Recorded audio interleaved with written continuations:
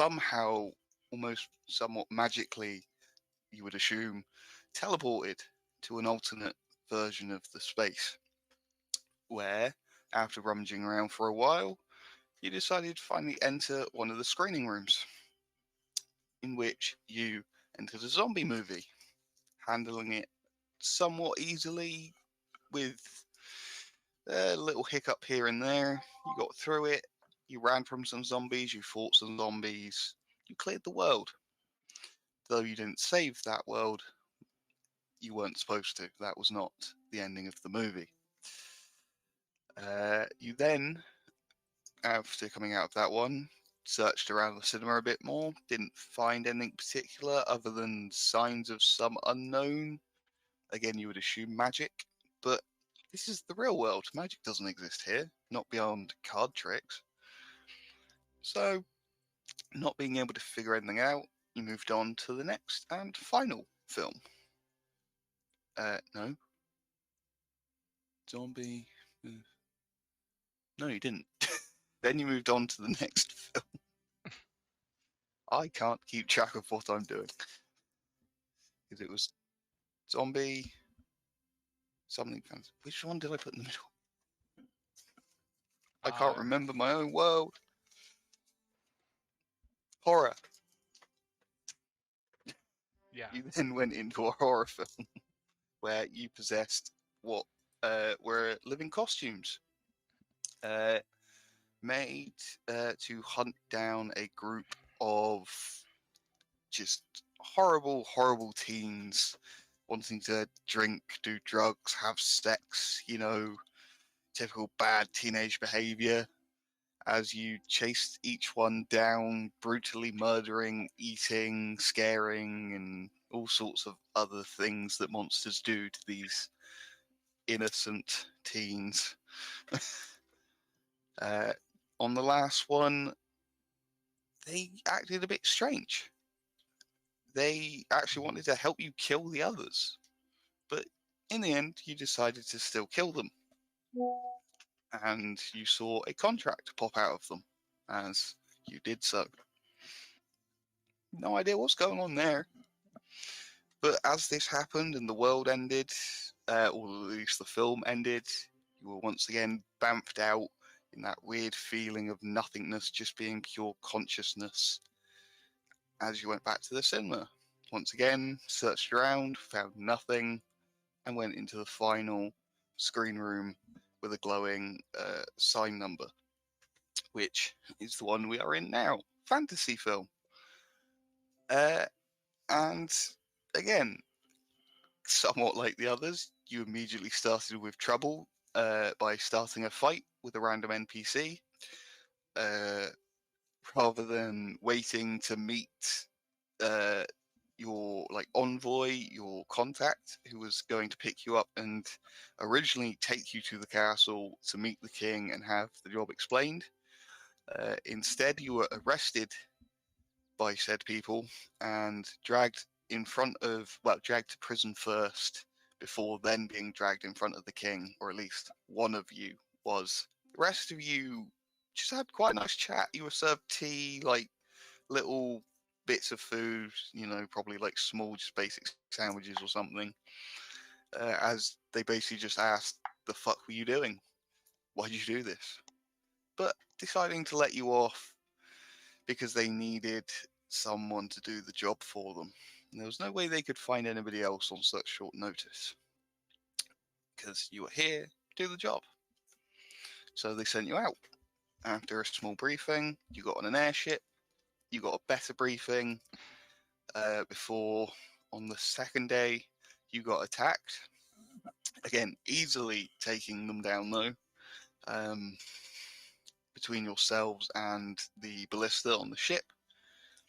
You then had another day just of searching the ship, chatting to the various people on there, each other, trying to train, trying to cook, trying to get other people to eat your food, all sorts of varying things to pass the time. Before you landed, finally, first thing in the morning, entering the dungeon after figuring out how to unlock the door. You then went into the dungeon, passed from room to room, solving puzzles, avoiding traps, just making your way through, doing your adventuring thing. Got to the final room, ended up fighting a bunch of strong ass statues, uh, deciding to not solve the puzzle and just fight. But you won. The reward appeared in front of you.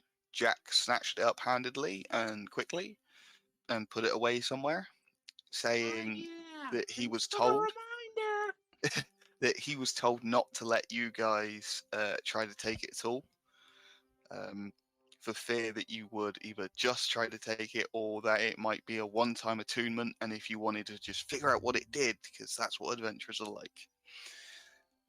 But despite this, you decided you all needed a long rest, so you stopped. You put out like your bed rolls, whatever you got, and you stopped and had a sleep for 8 hours.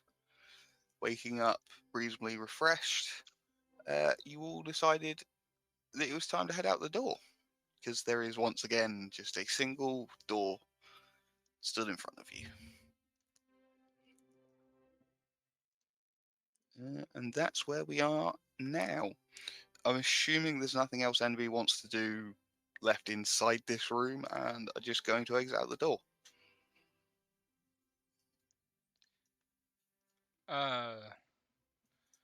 Jack is still in the room, right? Yes, currently. Is he asleep? No, he is now awake. And I really can't look at that stuff that he picked up off of the statue. He's not got it anywhere obvious on his person, so you can't like see it on his person. Oh God. Do I just Don't do worry, I'll it? crawl around his clothes to try to find it. Do I just do it? Actually, or No, that'd be weird. You just feel this fairy holding a great sword crawling down your shirt. I think we kind of grilled him last session where it could be a lie because Yeah. what we know is that like it's something you're supposed to give to the one you love, and like it's magical, but he's supposed to give this to his soon to be wife that he doesn't know and doesn't love, and that's like the only thing that like doesn't make sense just yet. And he's acting really suspicious, like very very suspicious. So. Okay. I don't know if I want to. No. Is that a fucking cow? What happened? There's a random ass cow in the music. Bro, The Roll20 music. It was just a random cow moving. It was just funny. damn, bro, you must be Blaze. No, it's just funny. My bro is Blaze. I wasn't expecting that. I was like, it's just random background music and a random cow just moves. Call him Blaziken. All right.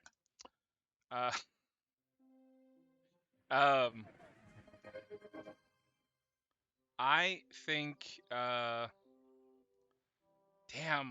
I don't know, Chris. I want to do something. Okay, here's what I have, and I'll run it by you guys because it doesn't make sense to just keep it in my head. I can summon. Do we like form like a huddle? Yeah, just like I can summon. Sergey's just like staring daggers at Jack. You stay the hell away. But like I'm standing. I'm in front of the door. I'm still on Jack. I'm still on Jack's shoulder, so I'm just like, all right, Jack, go over there so we can have that huddle. Team meeting. I thought you stay the hell away. Jack's just confused, looking like back and forth between everyone, not knowing where to go. So I tried to lead him away with the carrot. I can summon. I can conjure elemental. If I summon, like the biggest, like what's a Zorn? XORN. Give me one sec. Zorn. I don't know if it'll be helpful. Oh shit! Jesus Christ, that thing is scary. Don't summon that. What? Don't do that. Oh my god. That thing's frightening. How is that an elemental? Ew, what is that? It's strong as shit though. Damn, bro, It's that's something I should put in my cute. campaign. Zorn. Look I like need shit like this. I can also get an Oh, God. invisible stalker.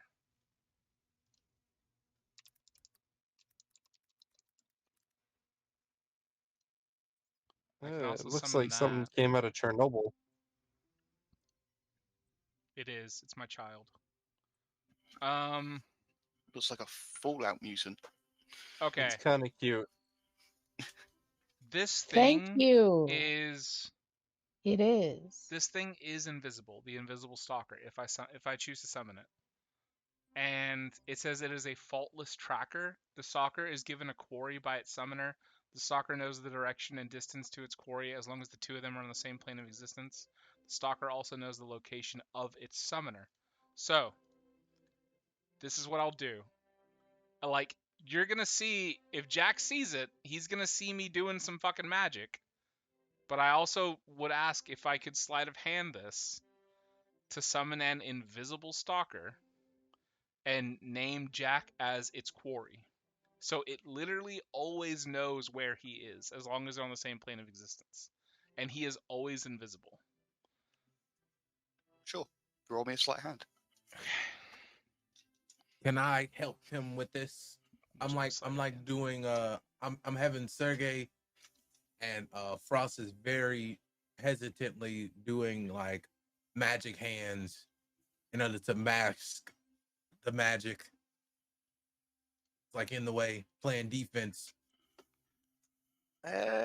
Sure. Okay. I'm going to say it's going to be your choice. You can either give Jordan advantage or you can give Jack disadvantage.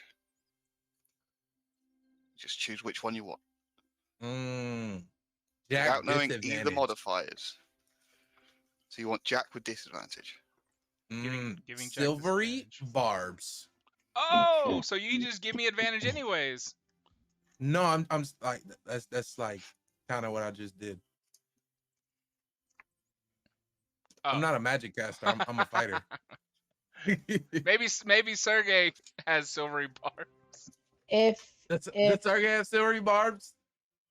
No. One usage every week. No. That's my god form. Usage every Fuck. year.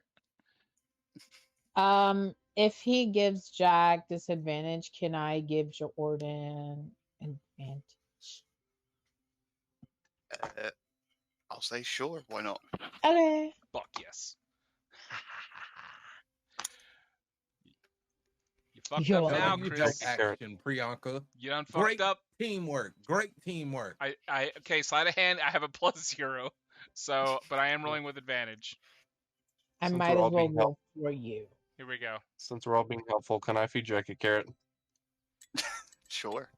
Don't give him better Yay. eyesight. Fuck. Thanks for the advantage Bro. because I got a 10 and a 1. So it's a 10. Jack's perception beats that. So he sees you are No. casting something. Okay, so it He is sees you casting. cast, and so that's my daily use. So I do conjure this. It's an invisible stalker. I have the stats up. Wait, what are and- we hiding this for? I thought you was doing some fuckery with this. Well, because I'm naming Jack the stalker's quarry. So if Jack gets away from us somehow, the stalker will be able to know and keep pace with him. Oh, yeah.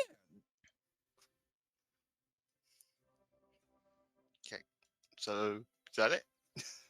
Can I have Um, bowstring magic real quick so he can add a D4 Oh, to see if I Uh, beat no. Jack. for? Not now. The Okay. results Yeah, have been it, called. it may be too late. Oh, okay. Can I? I'm going to give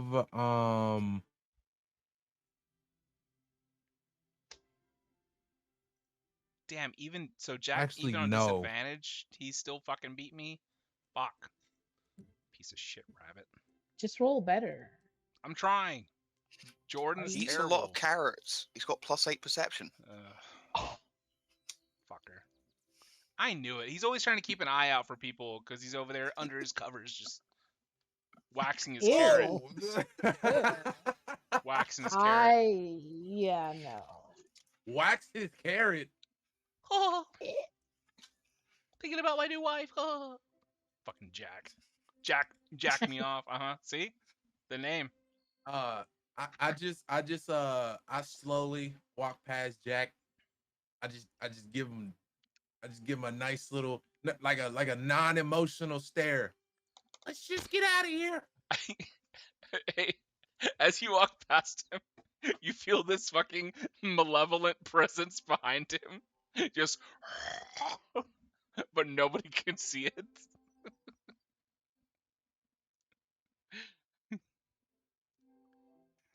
So with this, you all one by one walk through the door. Technically, I say one by one. Technically, Jack and Dawn do pass through at the same time as you remain on his shoulder. But you each And go the invisible through the door, stalker. and the stalker. And the stalker. He's always just like always. Just always. You constantly see Jack like twitching around, he's hearing like heavy breathing, like, just his ears as well. Like So weird. You know that movie? It's like a Japanese horror movie where that ghost like sits on this guy's back this entire time. No, that sounds crazy. I think it's like I don't watch them scary movies. I don't either, Same. but I know it's like super popular. It's something your stalker can just be like on his back like that. I'm gonna pop my echo out. okay, Hello, we're all fucking on edge. We don't know, Chris. We're scared. Okay. I feel safe now. I'm good. Like I'm all good. okay. Yeah, feel safe. Like So- me and my echo and I is just like Hall of Fame lollygagging. So, as you all walk through this door, we'll once again. Wait. Jack goes out first. He's going out first. He's not going out last. You're not slick. I know you.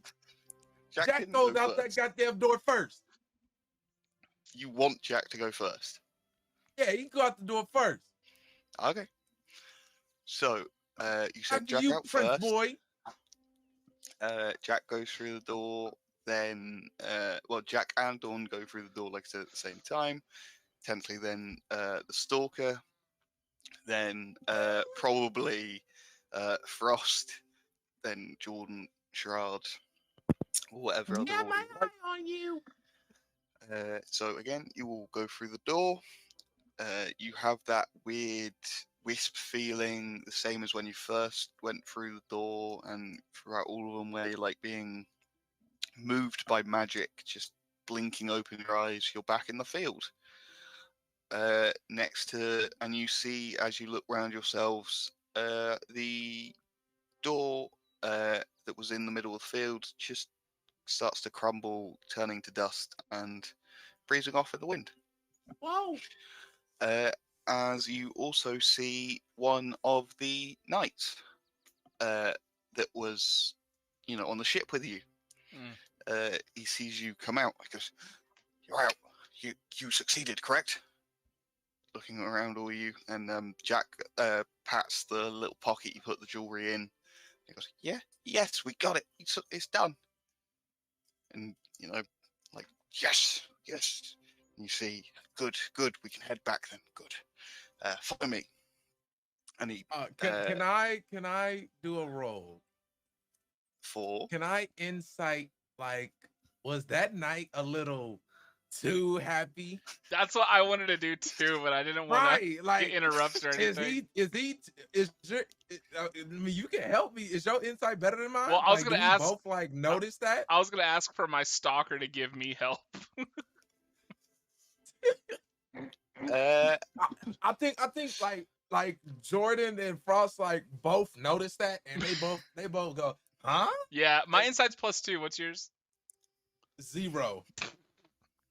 I was going to say, either you can both roll it flat or one of you can give advantage to the other. I don't I will give think your advantage to stalker Jordan. can give advantage Damn on a insight.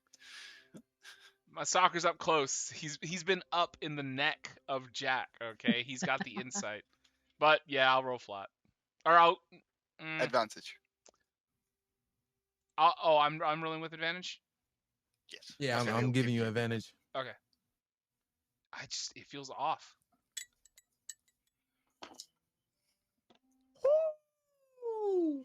Nat 20. Yeah. Tell me everything. So on a nat 20 turn 22, you can tell it's genuine excitement. This is, it's not just like he's trying to put this on because he's looking good in front of a boss. This is genuine. He is happy that you have actually returned safely and with this jewelry. You were trying to figure out what he was happy about. It's kind of hard to ulterior do. motives. Like, it is kind of hard to figure out like what's making him happy because Without asking you him, don't yeah. know this man very well. Nah, not really. Not you're really. just trying to What's read him. making him happy? You do see it is genuine happiness. He was happy the moment he saw Jack alive. Almost, sort of like a spark, that sort of sparkle you see in an eye of like a parent who sees their kid after a long day, sort of thing. Yeah. It's that sort of almost that look of relief of you are safe first, and then upon hearing that you succeeded, that joy did change from just a sort of a relieved joy to an actual, I'm happy, I'm excited joy. On that nat 20, can I get a little bit of insight on what Jack is feeling right now? Just his general. Yeah. Is again actually happy about this result? Like, you definitely get a sense of relief from him. Like, probably because he's out the dungeon, he's not having to fight any crazy traps or, help Yeah. you with puzzles or. There's still you see a little bit of fear on him still from being around you guys. Again, you would assume because he's already told you he's got to be wary of adventurers, because he already had a run in with the other lot. But again, he's definitely happy to be out of the dungeon. He's definitely happy to be going home. all right. I keep Obviously, that's I keep my basically stalker the on his. conversation that's happened at the moment. Is just you came out alive, you get to go home now.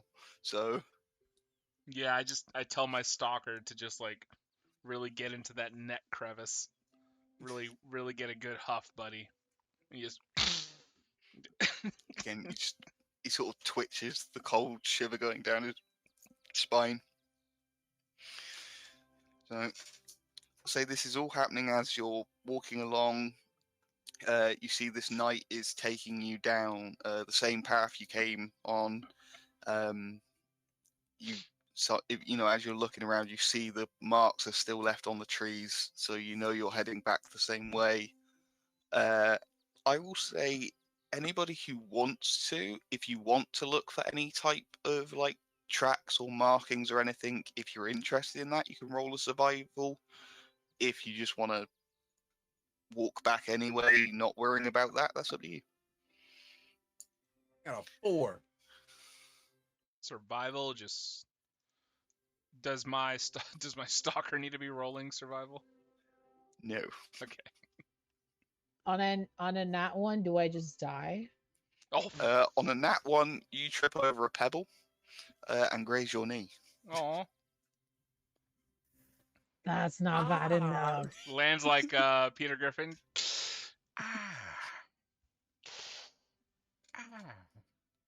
Just rocking back and forth. Can I put some aloe vera on it? I'm sure I have some.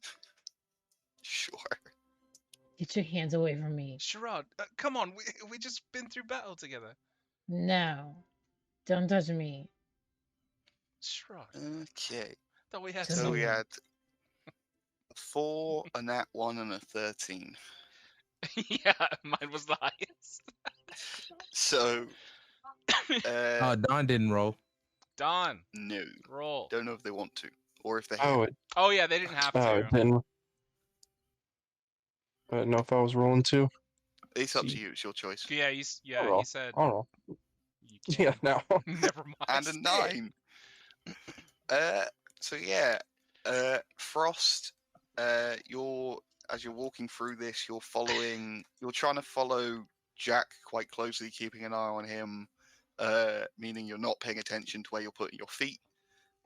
You also, like, although you don't fall over, you keep catching yourself on like tree roots and like a leaf that like falls in and just hits you in the face because you're paying too much attention on like what Jack's doing and not what you're doing.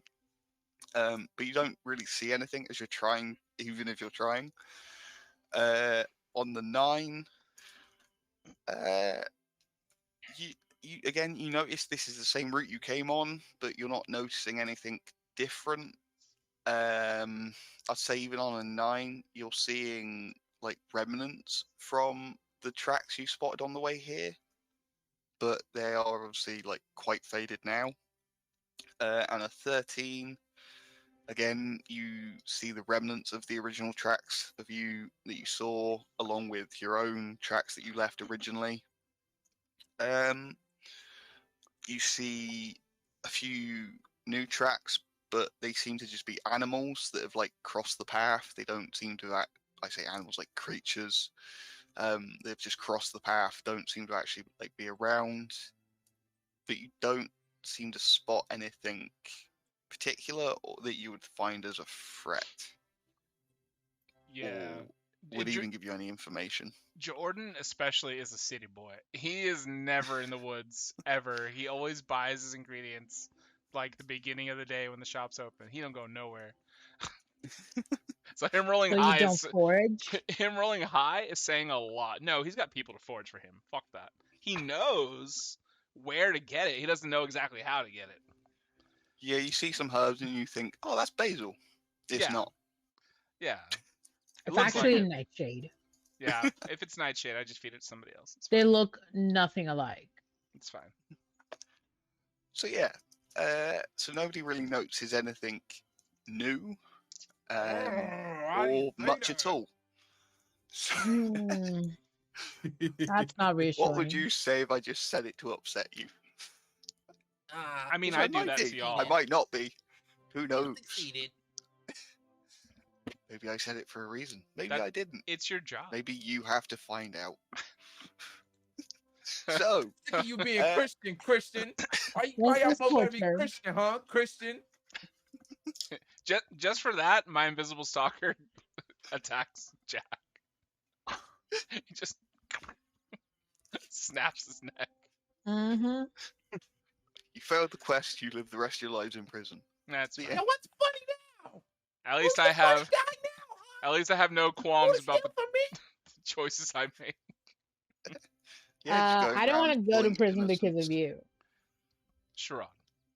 Like, is it No. just small creatures you don't like? Because first the goblin, now Harangan. Although admittedly he's the only small one. It's not that I don't like them. It's they taste so good. How you feel about Ignoring that. hobgoblins, huh? How you feel about them now? How you feeling about the size you are, Sergey? Feel good about being that tiny? That easy to manipulate Yes, physically? I am not easy to manipulate. You saw what I Has did. Jordan been a villain this entire time? You saw what I Yes. did to Don's legs. You saw how I sucked those fucking toes. That was due to the works of magic. But you come do that to my legs, huh? Maybe Do I you see fucking like will. the Echo Sergey like holds his long sword out? Come do it to me. He's got Go some ahead. some batter ready to chuck at your legs anytime. I'll dip you right in. They're you better little your bitch. sword too. That's right. Sorry, Chris. So, as you all have these random conversations as you walk through the woods, it takes you about 20 minutes still, a little bit faster than when you were coming here because you're not trying to specifically track the right trees and things. You're just being led the right way, saving you a few minutes of time. as you're all having your own conversations, I'll say everybody roll me a perception check. Yeah. Okay. Sorry, I'm making Frost sure. advantage. Who gets advantage? Frost. Ooh, another 9. My stalker I'm is on working really fire. hard, so definitely isn't gonna give me advantage. Nope. All right, I got a good natural 19. I got a 2. Okay. Shout out to the 2 crew.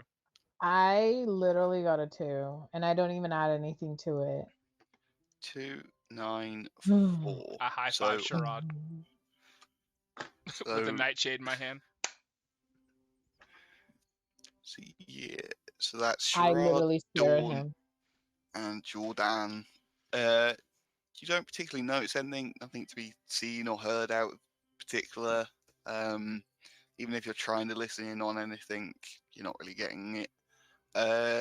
Frost, on the other hand, you and Sergey, whilst you're up front keeping a close eye on Jack, you are listening in on the conversation between Jack and the knight as they're walking.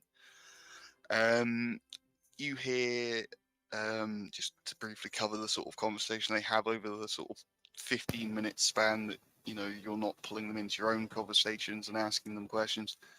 You hear them mostly talking about, well, firstly, like how it was in the dungeon, what they went through, what they, you know, how you guys did, whether you were respectful and like polite to him and things, if you tried to like harm him in any way. You hear Jack like reassures them that you weren't violent to him. You were mostly, you know, you're pretty nice to him. He doesn't know much different. You know, he didn't get it that you were insulting him every now and again. What's he to know? He doesn't know adventurers very well. He doesn't know how you are. So he seems happy enough talking about the experience, other than, you know, how scary it was. You hear they talk a little bit about the marriage, how, you know, he succeeded. Now that he's come back with the jewels, there's no risk of the wedding going wrong and them going to war, because that was a risk. Hey, Jack, Yeah. I got a question for you. What? Bossman's orders. What's your favorite kind of flowers? Flowers? Yeah. I like lilies. All right, keep it moving. Okay. He just keeps walking and carries on his conversation with the knight. As again, they just keep sort of chatting about sort of a few general things about like castle life, the adventures, and regular things you would expect a 16-year-old to enjoy talking about, and a knight who's trying to keep them entertained. As I said, you walk back about 20 minutes later. You make it back to the airship, still where you left it. You all head towards the airship, start climbing up like the rope ladder on the side to get up onto it. All bar Dawn, who is still sat on Jack's shoulder, who is carried up by a knight. Obviously not being made to use a rope ladder himself. So and as you get on board the airship, you see the rest of the knights. All there, all alive, but you see the half or just over half that actually went off to meet with like the whole Knight Corps that went to fight the bandits are quite worse for wear. Again, fully alive, but bruised, battered, you know, dents in the armor. They clearly went through it with these bandits. You see even the staff that are there, the few extra butlers and maids, although obviously not injured because they weren't involved, do look like worn, very tired, like they've been working as well, like almost overtime whilst you've been in the dungeon. You would assume looking after the injured. And yeah, so you get on the edge. As Frost and Sergey, what have we made it to like the ship and like all the knights? Have we made it to them, or like we still like kind of at a distance? No, you're on the top deck of the ship. You all just got on there, and you can see the And like knights. we're in front of all the like very very tired knights. Yes. So as like Frost and Sergey kind of like approach everyone, Sergey's gonna kind of like, you know, stand astute. Would that be the right word? Astute, like kind of in like a very prissy Superman pose. Well. What you look here? Sergey and the Frostman comes home with the damn journey finished. The job is done. The treasure is gotten. 3 cheers for the boss man. Hip hip. Boss man. All right. What do you guys start or something? You better join in on this. Mm-hmm. Hip hip. Boss man. God damn you. Can I use this distraction to like get a perception on the crowd or like a insight on feelings towards Jack coming back? Yeah, why they not hipping my boss man? Oh, they're all just blankly staring at you, Frost, or Sergey, I should say, with your hips. But yeah, if you want to roll, so I'd say that's probably insight. You're trying to like read the mood of their reaction, aren't you? I want to see if there's like one person who's just not happy.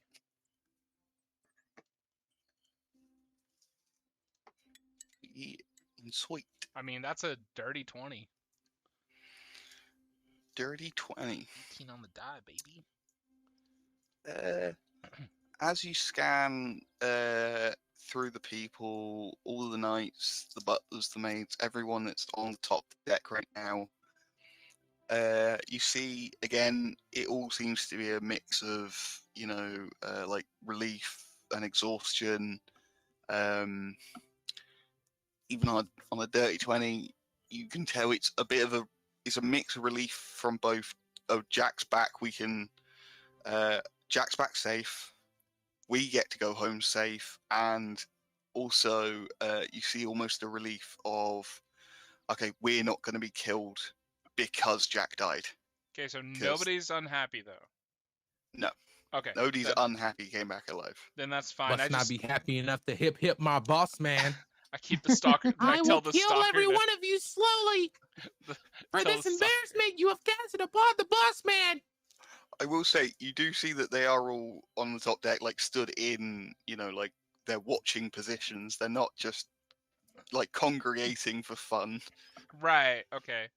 Well, the stalker has a 50-foot hover / fly, so he's just going to always be somewhere directly above Jack. And he has 50 feet of movement, so just letting you know where he is. He's not next to anybody, he's right on fucking top of him. Yep, no worries. And it only lasts an hour, so just by the way. Okay. Well, I'm going to say for this bit, because obviously we're going to have 3 days on the ship. Fast forward? Question mark? Yeah, basically, there's not going to be anything that I'm going to make happen to you guys on this 3-day journey. So basically, I'm just going to go round from person to person.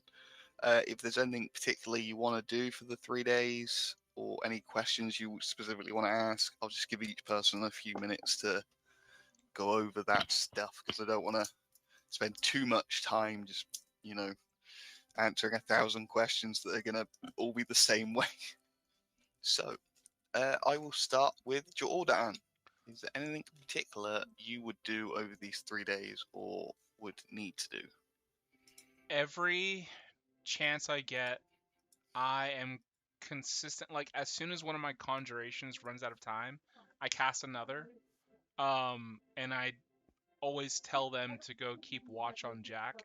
The other ones are a little bit more obvious, like the aberrations. Like there's just like this real creepy, you know, well actually no, I'll do when I summon the aberration, it's gonna be the flying spaghetti monster Beholderkin, and it'll just be a fucking spaghetti and meatball dripping marinara sauce just floating in like an area around Jack somewhere always.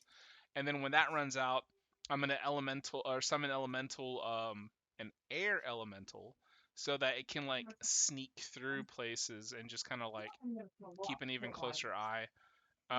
So I'm always burning that throughout the day, and then on my long rest, as soon as I wake up, I'm casting the one for the invisible stalker, and then making sure that every single day I keep an eye. So do I basically just get like all my slots back essentially, or are we actually gonna run like days?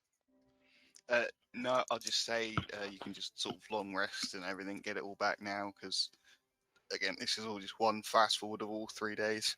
Okay. And do you mind if I cook every day and see how that Yeah. goes? Just roll me 3 separate cook checks, one for each day. I cannot lie to you. I think me and you alone are making this simple 30-minute Yeah, role play yeah. into like a full ass session. I know.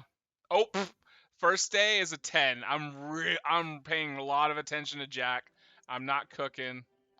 Well, a 10's all right. I mean, your food's edible. Can I It's make not some fancy, it's avocado edible. toast? Hey, 22 on the second day. 22, second day, very gourmet, very nice. Hell yeah. I'd say most people eat your food. There's probably, I imagine it's Sherrod is the only one still avoiding your food. I gotta definitely dig into some avocado toast. I constantly try and make that one thing that Sherrod wanted, and always leave it Carrot at cake, wasn't it? yeah, and I always leave it at their room, just every day. And I'm Wasn't the that last. the one connected to their trauma? Yeah. It's Yes, super yes. traumatic cake. And like I think like on that day, the second day, I'm like, well, the first day I'm like, hey, do you not like my cakes like written in frosting? Then the next day, like I don't know what Sherrod says to the first one, but then the second one's like, hey, if this is like a problem, just talk to me about it. And then When you come back to like leave the second cake, you see that the first one's still there. I just moved it out of the way so I can like walk around it. Like it's just too like slightly to the side so I can walk Nah, that shit will be in and out of gone. my door. It will be gone. and then on Absolutely. You third- rolled a 10. the third day I So I rolled don't know. so the second day is a 22. That's a good ass cake. And I still ask you the question again. And then on the third day I rolled a 26 just now. And it's just like it's like a 5-tier carrot cake.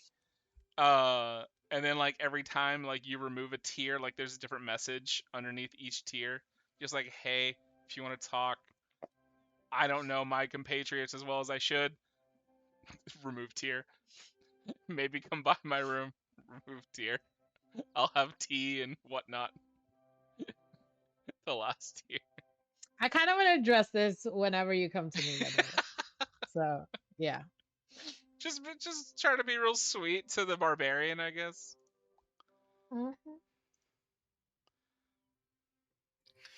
Okay. Anything else? So basically, just keeping an eye and tracking Jack, cooking every day. So you telling me you made carrot cake for 3 days? I mean, Plus other stuff. plus other stuff, yeah. Oh, that would have been funny. So yeah, nothing else. Not for me, no. Okay. So let's just go straight on to Sherrod then. Let's deal with this cake and anything else you want to deal with. You have 3 days. What would you like to do? Honestly, train a little with my javelin. And so that's what I'm gonna like focus on is train for a little bit and then just like downtime, relax, sunbathe. Are you okay? Oh yeah, I'm fine. Okay. Okay. Sunbathe on the deck, but also like under the guise of like keeping an eye out on stuff. But I'm not really paying attention because I'm like, I just want to like relax.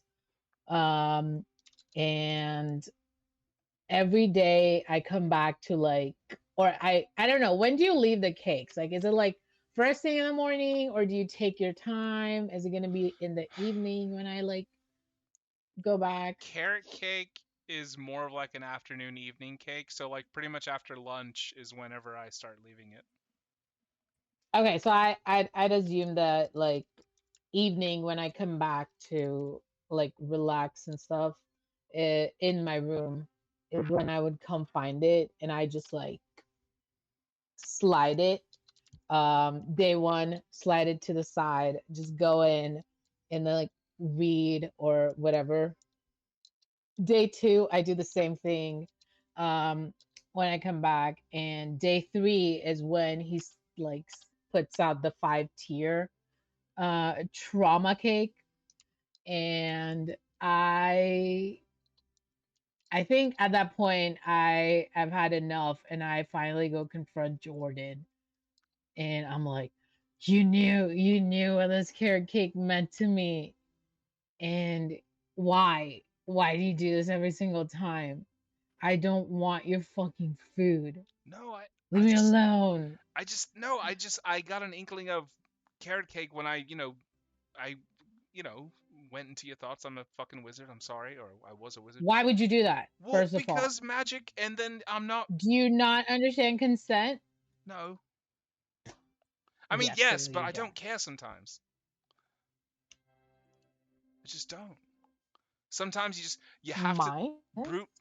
Listen, sometimes you have to brute force stuff. You're a fucking barbarian. You understand. Sometimes you have to kick down the fucking door to get what you need. And I needed my, group to be a little bit more cohesive. Also, We are. it kind of hurt my We work feelings that really well. you guys never wanted to eat my food. So Your Because food you're not fucking that sucks. great. shut the fuck up. Thank I'm gonna cook you you. next. But anyways, Try it, asshole. I I fucking put will. all my energy into saving Sergey. Just making sure he's protected at all times. Eldritch blast, but not anywhere near Sergey. Little Uh noodle. Like a I'll random throw, wall. I'll throw my javelin, and it goes literally like right, like it grazes your forehead just a little, and then goes like Yeah, hits the wall. yeah. I take that blood. I do that little Let's edge see. lord thing I of like even licking the sleep if blood. you know it was a good throw. Listen, if you don't want me to ever mess with you again, that's fine. But there was something deep down in you that had to do with carrot cake. I tried asking about it, but I mean, you could have just told me the first time. Just constant leave me alone doesn't make any sense when we're traveling together as a party now, does it? It does, because we're not Does it? huddled together at all times. We just So fought tooth and nail for our livelihood just earlier, and I think being a little bit more cohesive would have saved us, a little bit more. we're all alive, aren't we? I mean, we are. But would you have saved me from certain death? I'd try.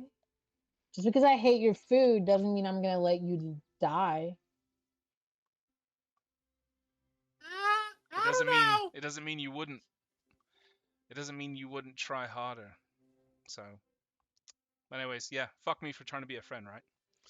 And I walk away. Yes. Okay, bye. I shut my door behind him. One last noodle at Sergey, just not anywhere close. 391.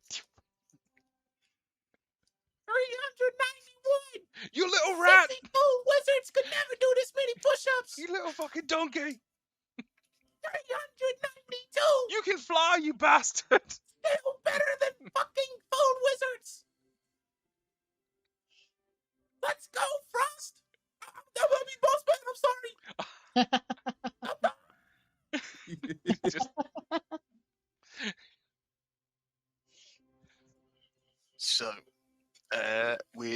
Sherrod spending 3 days tanning, protecting,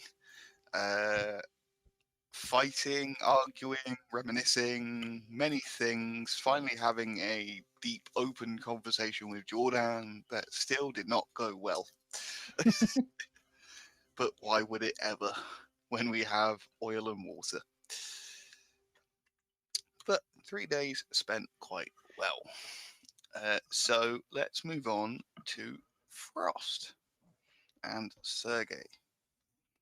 72 hours of constant and vigorous training with the Echo. As a fighter should do. I'd say, yeah. Those Literally, bounties aren't gonna get hunted any. You know what I'm saying? I gotta be in tip top shape. Those bounties gotta get got somehow. yeah, you just spend all 3 And days in the training. every third hour of every day, I'm checking for my messenger bird just to see if Jordan has a bounty anywhere from his past, like anywhere, like any kind of bounty. Just like the second that I get one from my Why? bird, I would. Roll me a luck check. No. Hey, So, you do I- immediately killed a goblin coming into this Do I world. get Do you no think you might say? not have a bounty? Okay. Nat one. Nat 1, no bounty. Okay, I'm a nat 20 at luck check so I can get another reroll. Okay. All right, we're done. Yeah, 72 hours of vigorous training and consistent checking of the bounty boards to see if Jordan Ramsey is on there. The cleanest fucking background. Clean. I didn't say that. Until I you just killed a took the bounty. fucking goblin. Hey. That's a critical roll. Until you killed despite a the fact it was a goblin. 1, okay? Nat 1 just means you don't have a bounty. And that one means you Well, sawed off, you donkey. A Nat 1 means a no. You fuck you, Sydney.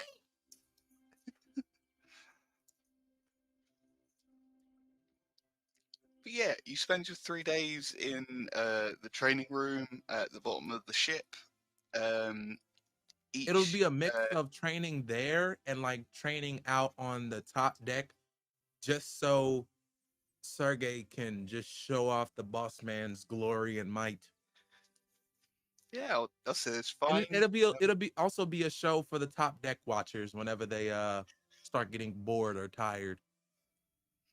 Yeah, you notice that they do enjoy the change, like the extra somebody being there. You know, breaks up the monotony of just watching out the side of a ship in case of danger. Also, you have either a butler or a maid brings you your meal each day, so you don't have to stop for any longer than necessary to eat. And yeah, you just get a lot of training in. It seems as helpful as it ever. You know, it's always helpful to train. You like to train a lot. Yeah, I'm guessing you literally just do the training. Absolutely. Okay, so that leaves us with Dawn. What would you like to do for the 3 days? I'm assuming mostly staying with Jack.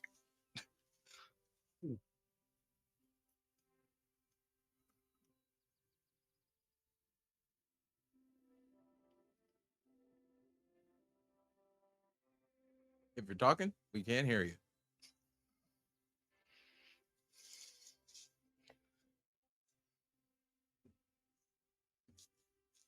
Dawn? We lost you.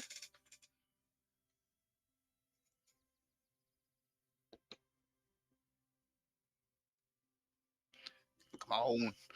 Supposed to have like another 40 minutes. We can do this. I don't have anything from... I don't hear anything. Did he message y'all and start playing? Mm-mm. No.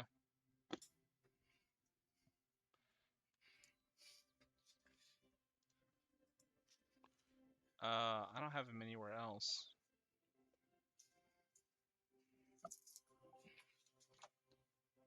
Dawn. And it wouldn't leave him in here if he got the power cut. His little thing's still green, saying he's got signal. Yeah, exactly.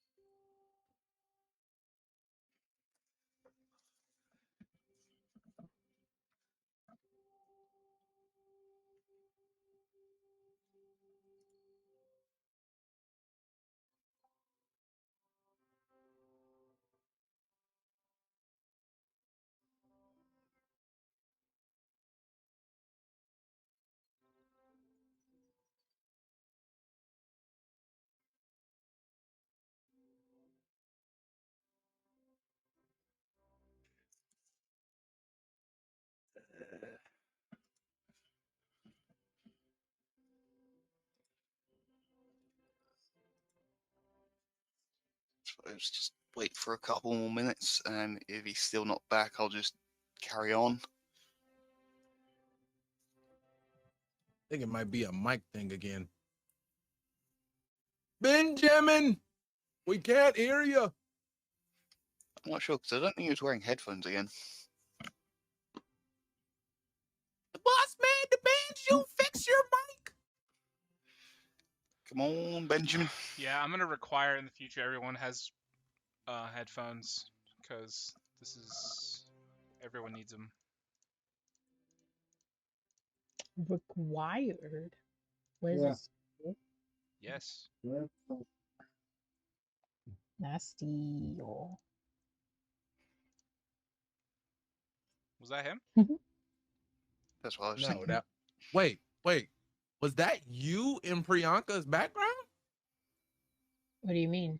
No. No. Oh, okay. No, she's got I a thought it full was you. headset. Nah, that wasn't me. Maybe it I was didn't the say cow anything again. until what I just said right now. Nah, Maybe it wa- was the cow wa- again. I never heard it again. I never heard it again until that one part, bro. I'm telling you, bro. Thing is, I didn't hear it the first time, but I did, like, after it fully repeated, I did then hear it. I was like, oh, there is a cow. Bro, it what makes sense. cow? I don't know. Y'all on shrooms or something. Y'all I crazy. mean, this is literally just called Country Village, so Oh. Then maybe, yeah. I also have it on super low volume, like just audible.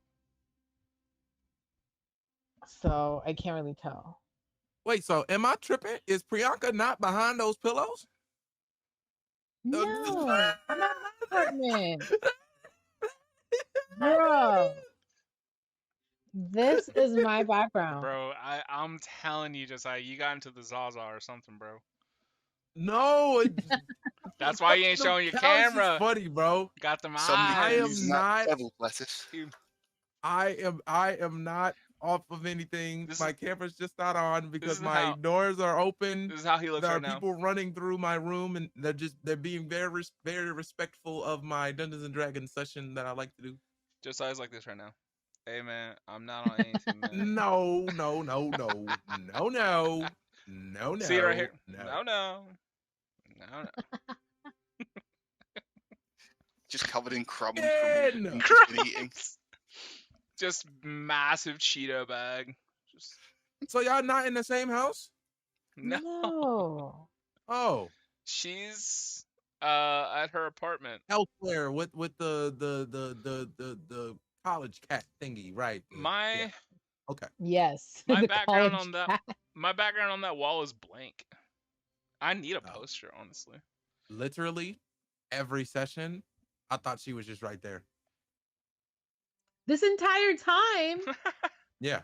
That's funny. Bro, come on. What reason would I have not to think that? Because it's a weekday. And I have Okay. school tomorrow. And he lives I like didn't know 30 that. minutes away. I'm supposed to know that. I don't know. I thought we just knew this. We just No, like, this I'm is, not in y'all well business like that. established. None of my Lore. business.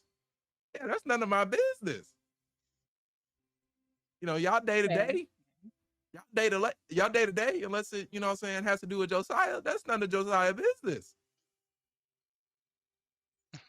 Fair. I didn't even know he lived 30 minutes away from you. See, that's none of my business. Yeah, I live pretty far away. I'm about to dox him just for you Chill. to know.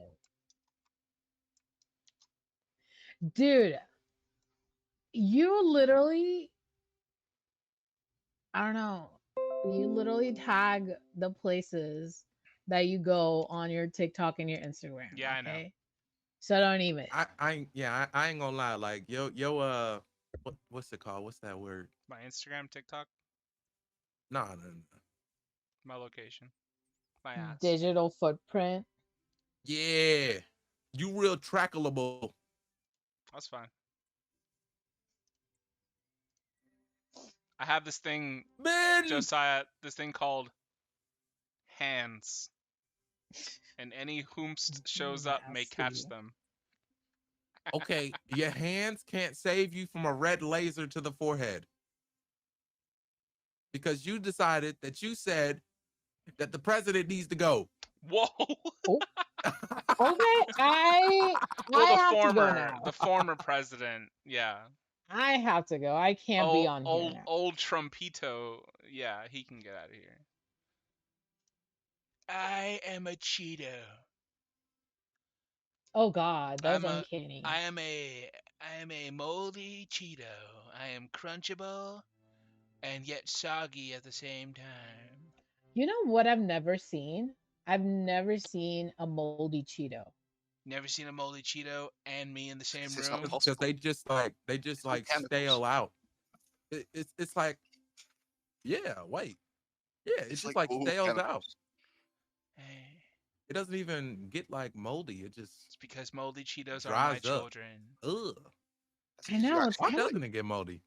Because it's chemicals. Exactly, because all the freaking preservatives that go in there. It's because it's That'd mostly be chemicals. preservatives. Have you seen the one where they put like the burger from McDonald's on a Mhm. napkin next to like Mhm. it was like a regular ass burger you cook on the grill? The regular ass burger Mhm. got moldy so fast, and then the McDonald's burger is like 2 or 3 days in, it looks beautiful. It's disgusting.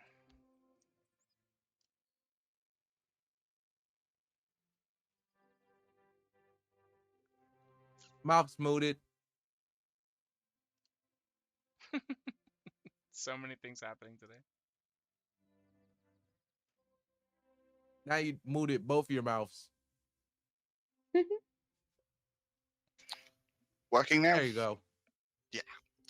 Fucking hate this thing. Every time the jack comes out like slightly, it trips the thing and it doesn't go, oh, you don't have a mic, you do have a mic. Fuck. Ben, wake up! I'm saying. Yeah, I don't. We might Is he okay? hear. Yeah, he's fine. He's probably fell asleep. Because obviously we're only going to have about an hour anyway from now at most. Well, so I don't think he's coming back do you, anytime soon. Chris, do you just want to talk about Josiah's campaign or the God campaign for an hour, or You wanna what's try to your wrap plan? this up? Yeah. Obviously, without Ben, it's not really. I don't want to continue like fully finish this thing out. Yeah. Because if Ben was back, then obviously I'd be like, we got an hour, I can fully finish this, no worries. Mm-hmm. But with him conking out for an unknown amount of time, it's kind of difficult. So yeah, I think probably best just discussing other things for the however long we want. Okay. Just got a message in and start playing. I it's just said Josiah. that. I said Ben. But again, if he comes back like shortly, we can always pick back up. Right. Okay. Okay. Give us a sign, Jemin.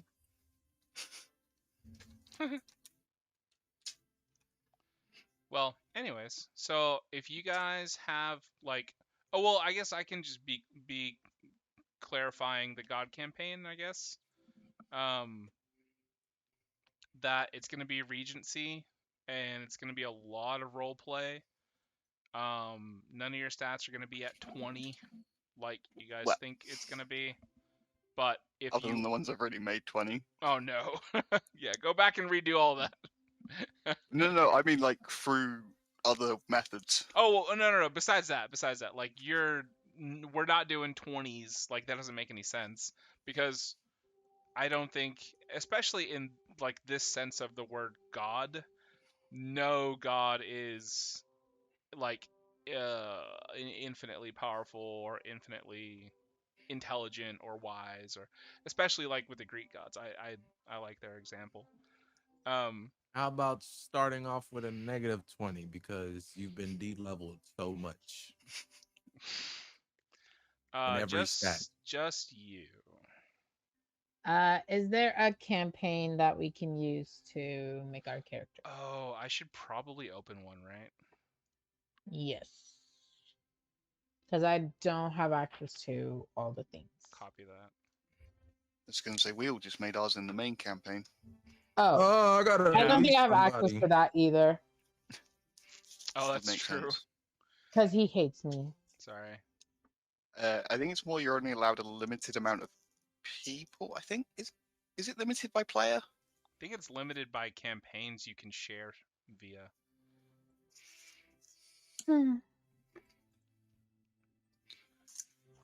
I think I'm gonna delete the Strixhaven campaign. Oh, That's No, not. you It's cannot. it's not gonna delete your characters. You still have your characters. Oh, Still makes you an evil man.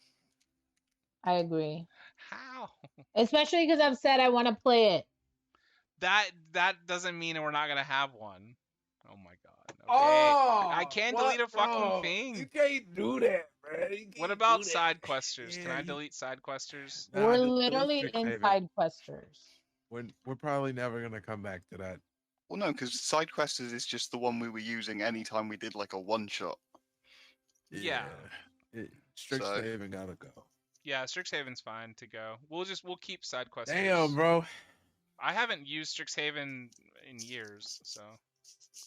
Alright, I deleted it. Because you haven't let us play it in years. It's not about me letting you, okay? It's never felt right, god damn it. Okay, I'm creating one.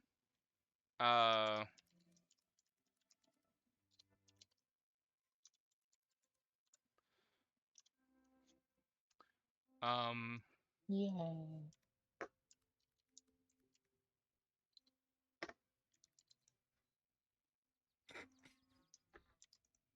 I heard the cow. Just by the way.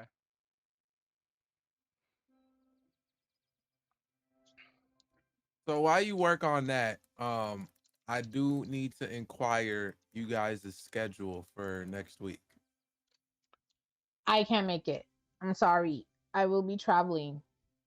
Oh yeah. It's just the session 0. But we need to wrap I know, up. but I will be on a literal flight while this is happening. Like for the whole week? I'll be back Sunday.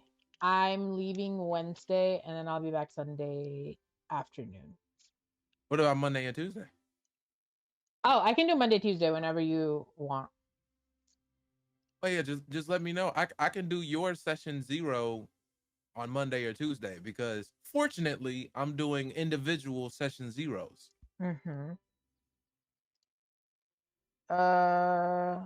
Monday I can do like evening whenever, and then same for Tuesday. I don't have anything on my calendar yet, so.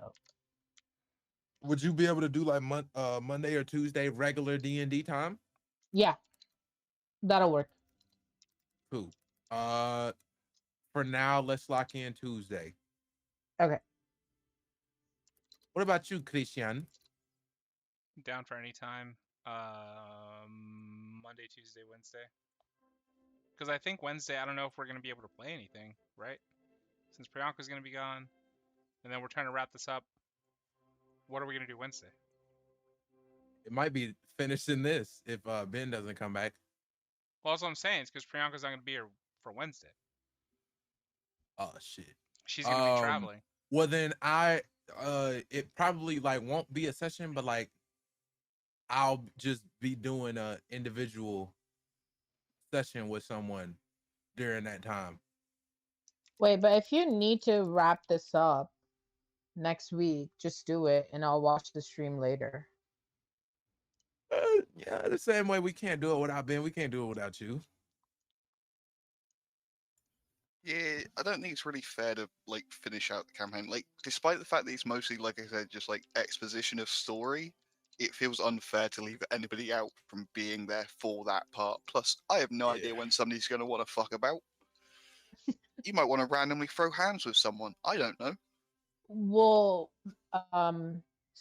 are you doing session 0 for the God campaign on Sunday, Christian? The regular campaign still isn't over. Wait, I thought you were done. Regular campaign's over. We're still doing decade and century, and then we're done. We are and we aren't. Yeah, we're in this weird limbo at the moment where because obviously it's the same world, but it's just 500 years in the future. We're in that weird midpoint where we're not actually playing our main campaign. We're not playing it. But we're like finishing discussing it out, stuff like, about it. So yeah, we're gonna start by helping you guys flesh out your characters. But when we actually get to those time periods, then I'll be asking you guys regarding the decade century. You mean if we don't spend the whole session just doing like an overview of the campaign and all gushing about it? Essentially, yeah. That's all I really want to do. And it's what we did after the call on Sunday. We all basically just chatted about everything we loved. For an extra hour. Yep. We didn't even do gems.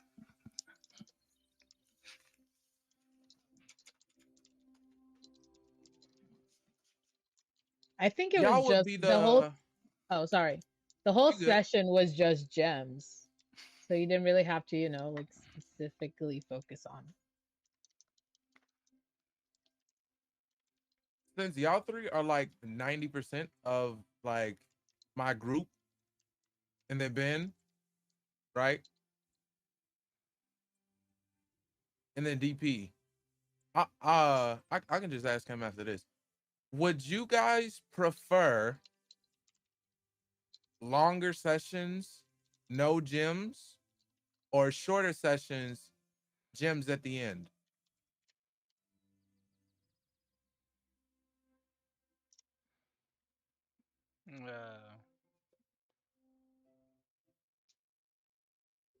Since it'll be on Wednesday, I respect you guys' time.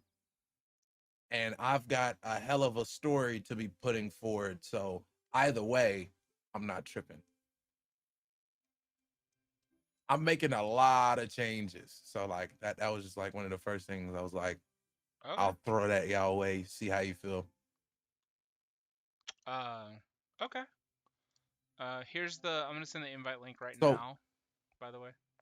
What I would have y'all do is instead of like the pass around gems, I would like kind of wrap up the session, and I would say like whatever your favorite moment was, like your gem, put it and start playing. Yeah, gotcha. That works. Okay. I'm cool with whatever, as long as I get to play. You know what? Just because you said that, go ahead and de-level for me, just so you can't play because you're already level 1. So you go down to level 0, which means you're dead. No, that just means I'm commoner. No, I've never seen a level 0 before. That's a lie. Also, I'm the DM. If I want you dead, you're gone. I was going to say, oh no, Frost just died. Shit. Oh, well, hey, I didn't say anything. What are you talking about? Whoa. A flying Armaturax turns up and beats him. No.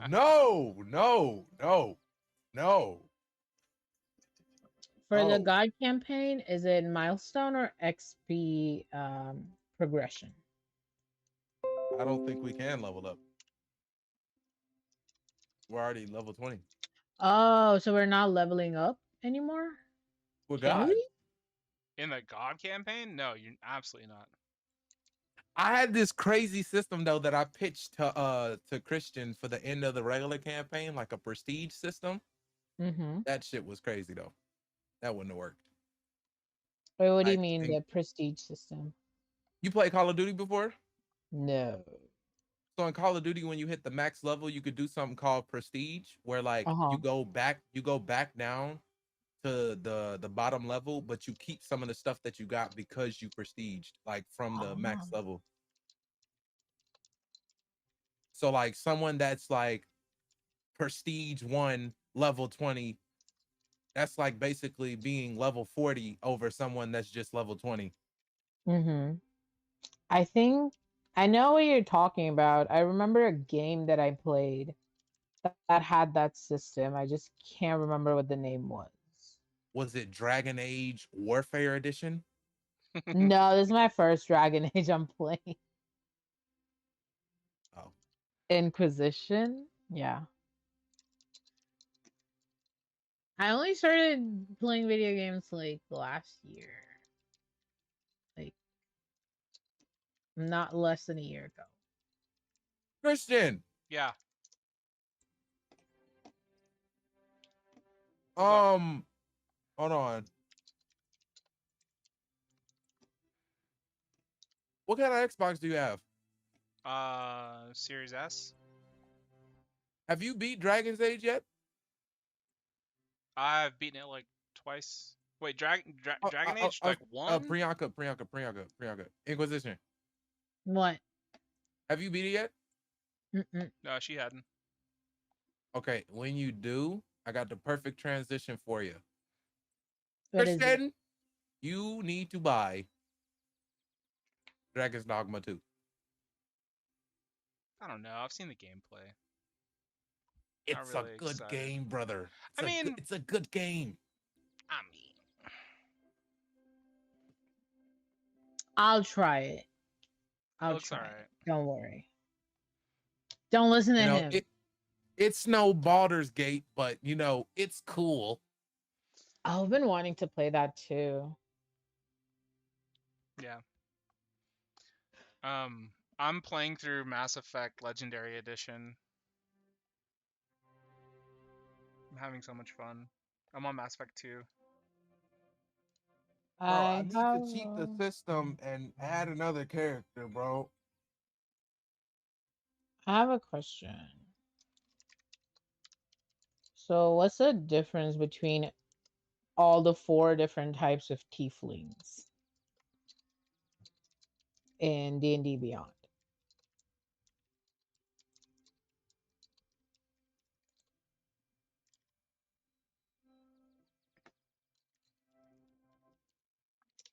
Tieflings? Mm-hmm. What There's about 4. Tieflings? And what's like the differences between the 4? Let me go look.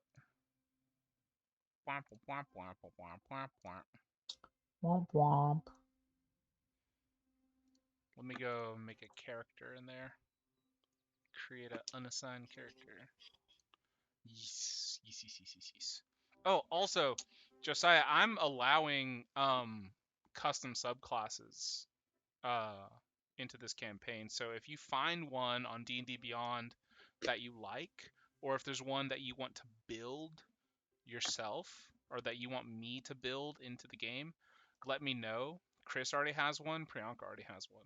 That they've chosen custom subclasses. I still Yay. had so many more to go through. Honestly, I got through 14 pages and gave up. There was 56 of them. The first 9.5 pages were all just words with arcane in front of them. Well, That's why I gave up. can I Because I tell? didn't know what to search for. Well, I filtered, so I went by Artificer first, and then I went to the little the one with the upvotes, because it's people who actually know what the fuck they're doing who get upvoted. So go to that likes or up or whatever it says Whoever has the So most I pluses. might have another look. Yeah, so go take another look if you want, and if you find one you like, because there's some fucking good ones that are very balanced. I liked that tattoo one. I don't think it was entirely balanced. I think it needed work, but that tattoo one for Artificer, I think was really cool. It didn't It was have really, enough. really fun. I don't think it had enough upvotes for me to approve it. And No, when like I I said, looked at it, I it- was like, it's kind of iffy. It needed a bit of work, and I wasn't 100% sure it worked for my god character anyway, but as a subclass or just as a class, it seemed very like a fun idea, having like the tattoos and the powers and all that. But yeah, I think it needed a bit of touching up first and things.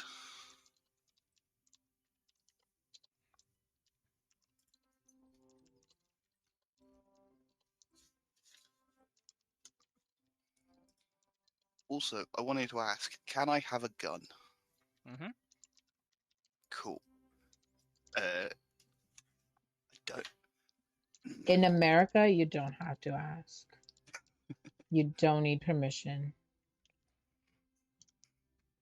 They literally just let anyone have one.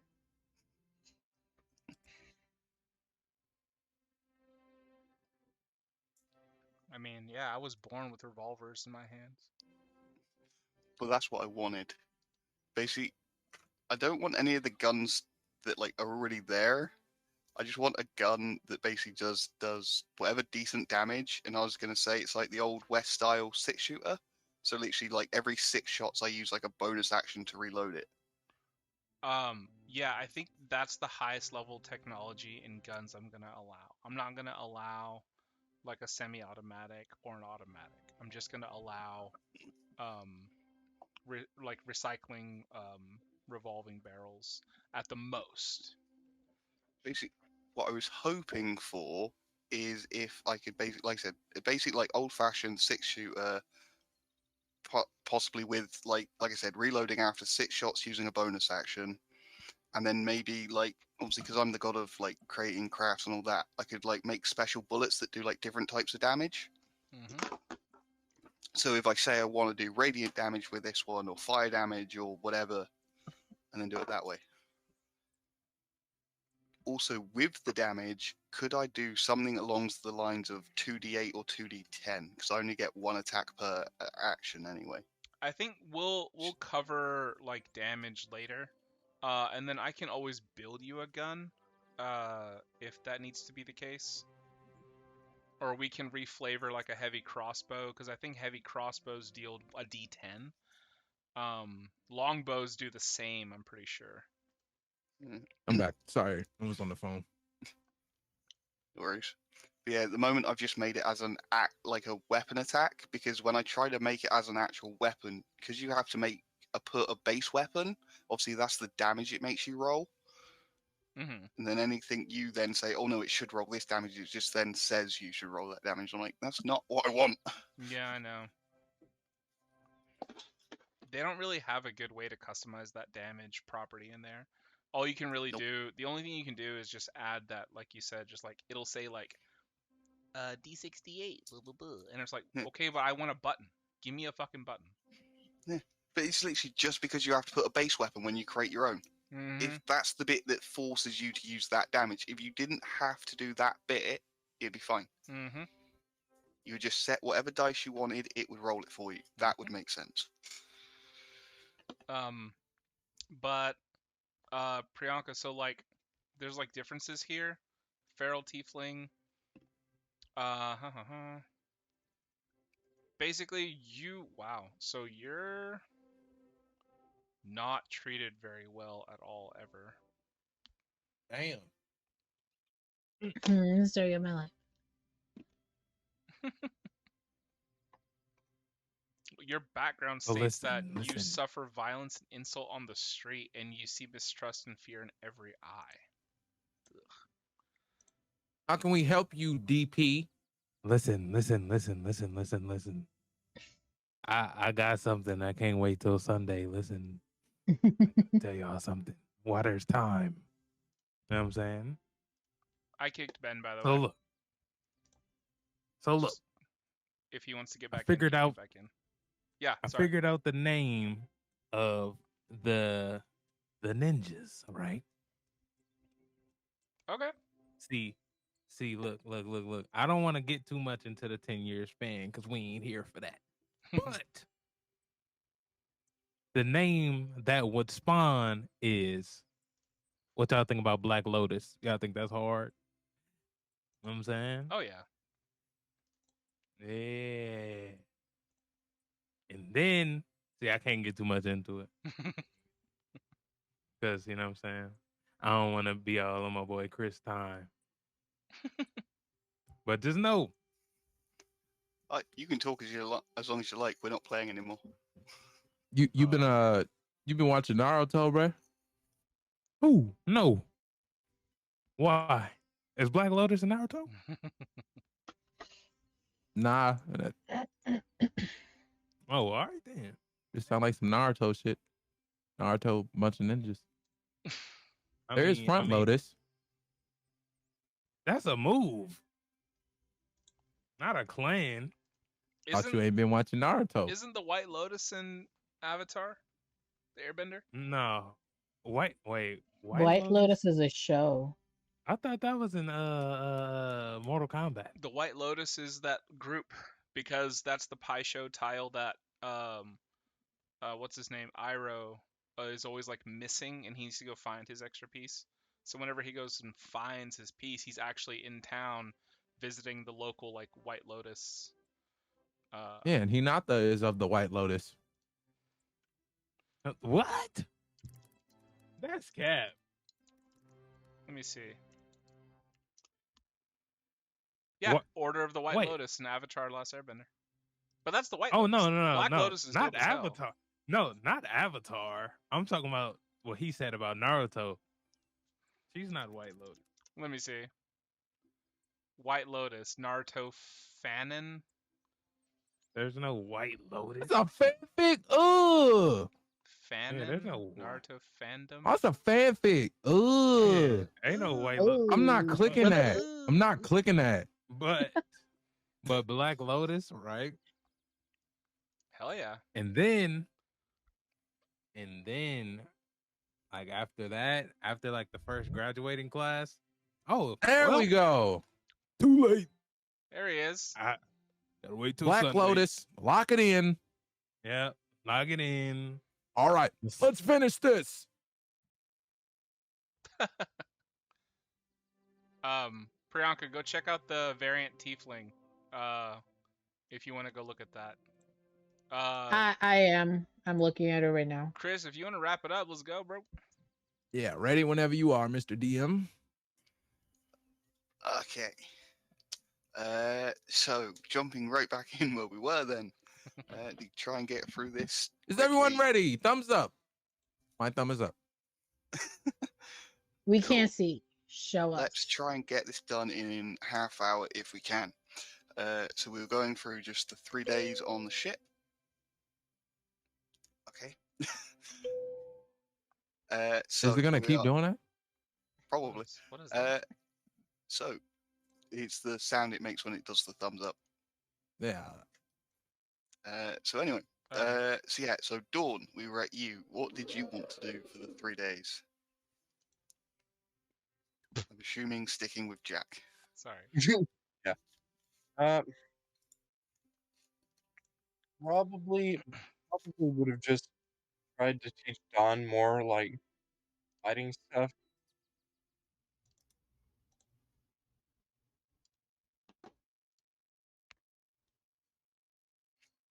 I don't know how well that'll turn out because last time it didn't turn out well. Well, again, this is more just going over sort of what you want to do and things, just how you spend the 3 days. Yeah, Don probably just try to teach him more about like adventuring. Yeah, that's fine. Like say you spend your time with Jack. You just chat about adventuring. How to fight, things to eat, not to eat, how to interact with people. Just varying things that you need to know as you are an adventurer. He's fascinated the whole time hearing your stories, not obviously really knowing much beyond the castle walls himself. Yeah, you just spend the 3 days chatting, getting to know each other, enjoying yourselves and each other's company. Obviously, you being with him the whole time, throughout the 3 days, obviously he goes and like sees all the knights, has just small conversations with them. There's nothing major that stands out to you. You do notice, you particularly, over this 3-day journey, there are always 2 knights assigned to Jack. They always make sure there is at least 2 of them with him at all times. But that's the only thing that seems to stand out to you any different now. You would have also noticed he hasn't seemed to take the jewelry out at any point. It's been left where it was the whole time. All right. So with that, How very reassuring. Thank you for reminding me of the. Yeah. Seems as if you want me to steal it from him, huh? You want me to try. be a thief? I'll be a thief. I'll do what needs to be done. You can try if you want. These puny guards don't have a chance against the boss man. Did you want to try in the 3 days you got? No. Okay then. So, the 3 days pass. You each do sort of your own things. Do you want me to try? I'm just the DM. So I'll do it. as you each do your own respective things, focusing largely on yourselves, but also a little bit on each other and your own interactions, the 3 days end. You find yourself back at the castle. Once again, you see yourself floating above the courtyard as you see the fountain below. The water stops as a sort of magical energy comes out, acting sort of like an anti-gravity field to hold the ship in place. As the rope ladder is put down, once again, you then see all the knights helping the staff down, so the maids and butlers go down first. You see one of the knights grabs Jack again, with Dawn still on his shoulder, starts making their way down the rope ladder, as the rest of the knights then gesture for you guys to go down the ladder. You do so. Each of you takes, the couple minutes to get down this long rope ladder before just plomping on the ground, where you see rows of knights stood on either side, and then in front of them a row of it going butler maid, all the way down these 2 lines, as you see this very old-looking Harengan stood about 5 feet tall, a little bit hunched over. He's got this very long, wispy, sort of bushy mustache that looks a little bit unkempt just from age, but is still somewhat tidy. He sort of almost runs over, but more like tries to run, but he's an old man, so he doesn't move very quickly. Sort of comes over and goes, "Thank God you're back. Thank God you're back. This is good. This is good. Adventurers, great adventurers. And bounty hunter. And bounty hunter. We thank you for what you've done. Please come this way. We'll lead you to the banquet." As he starts trying to lead you off to one side, with one row of the butlers and maids sort of trying to follow behind you. You see, with no perception check needed, they're all sort of eyeing each of you, but you notice that some of them even have like tape measures in their hands, and they like pulling up like a foot's worth of length and then like eyeing each of you as they're doing so as you walk. Dawn particularly, though, they are trying to lead you away, but they're taking Jack another way. They're saying, "Come on, Sir Jack, this way for you." And they're saying that Dawn, you need to get off of his shoulder. This is a trap, right? Well, by the guys? orders of the boss man, this one has to go with him.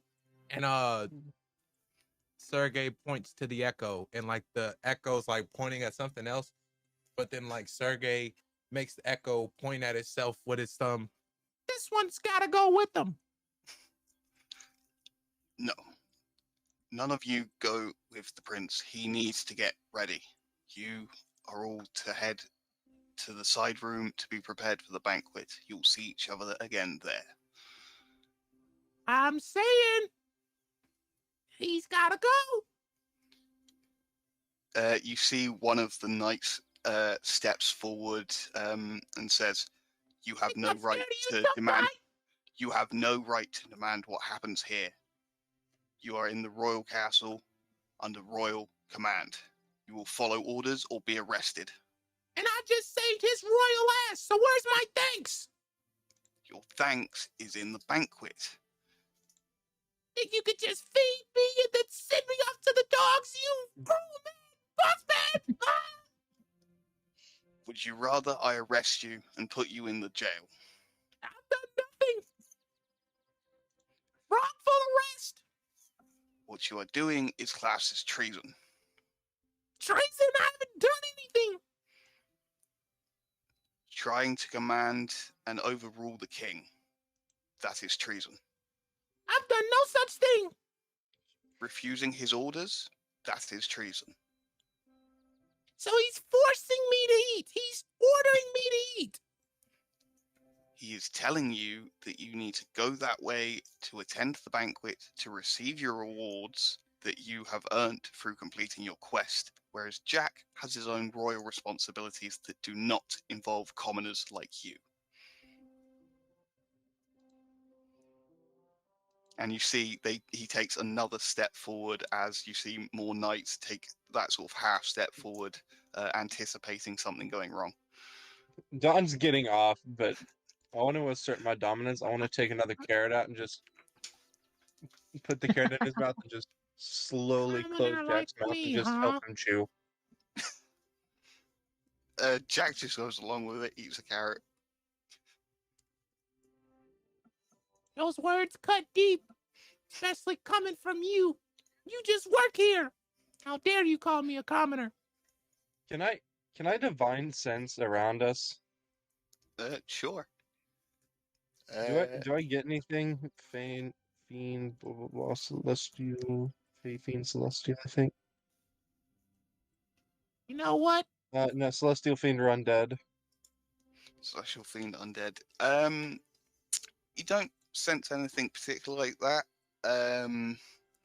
Obviously you're getting like a little bit of celestial off of Jack because he's a cleric. Yeah. The same way you'll probably get like a little bit of celestial off of some of these knights who would again also be like clerics or paladins. I would imagine you're getting like a little bit of a fiendish off of Jordan because of his contract with Spaghetti. But you're not getting anything actually like these creatures are here. Guys, this feels like a trap. The one that called me a commoner, has this been the guard that's been with us the whole time? No. Okay. When did Sergey say, You want to call me a commoner, huh? Okay. Hey, Jack. What's his name? I don't know. I don't know. Who's the commoner now? and then Frost just walks past him, shoulder bump him. Hell out of my way. Roll me an athletics check.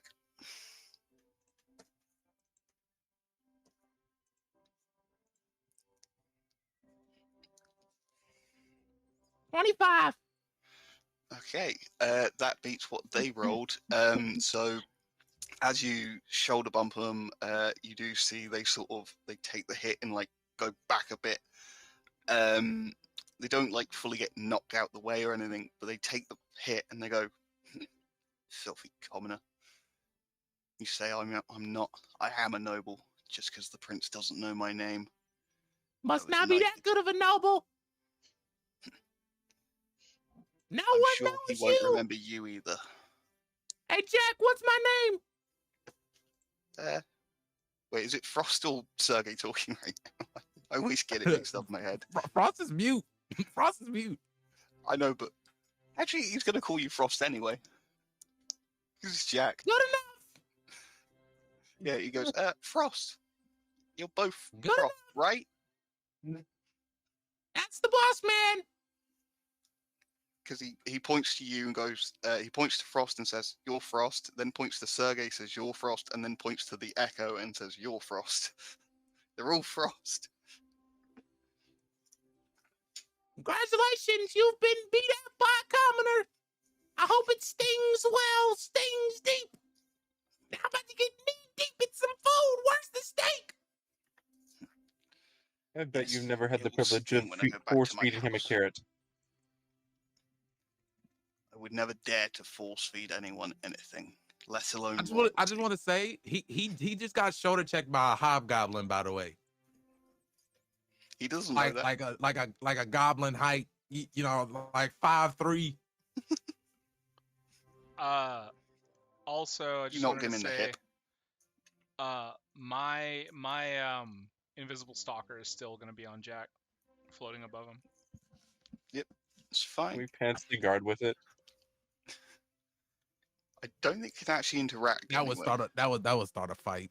That would definitely Well, start see, a you can't fight. pants a knight. They're wearing like metal armor. The stalker is an elemental and very like physically there. He's just always invisible. But he's keeping an eye on Jack. That's all he's doing. Can you see through the stalker? It's completely invisible. I'm saying, can you see through the stalker though? Can you see what the sometimes. stalker sees?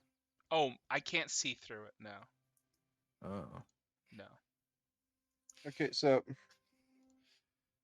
Do you have the invisibility spell? I don't.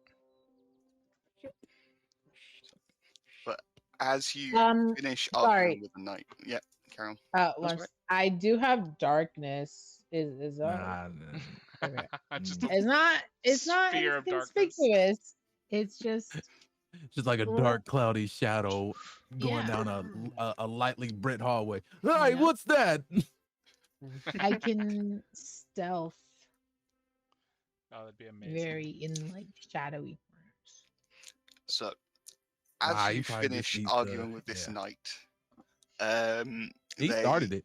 you see, as I said, the one half of the maids and butlers start leading you away, whereas you see the other half are now following Jack.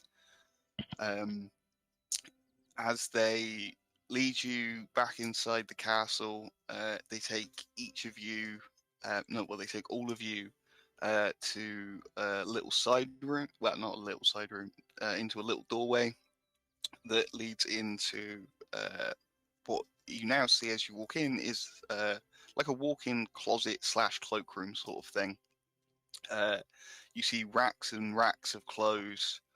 As each of these, you see maid and a butler goes towards each of you with these like measuring tapes and starts measuring all angles of you, manipulating like each of you round so they can measure properly.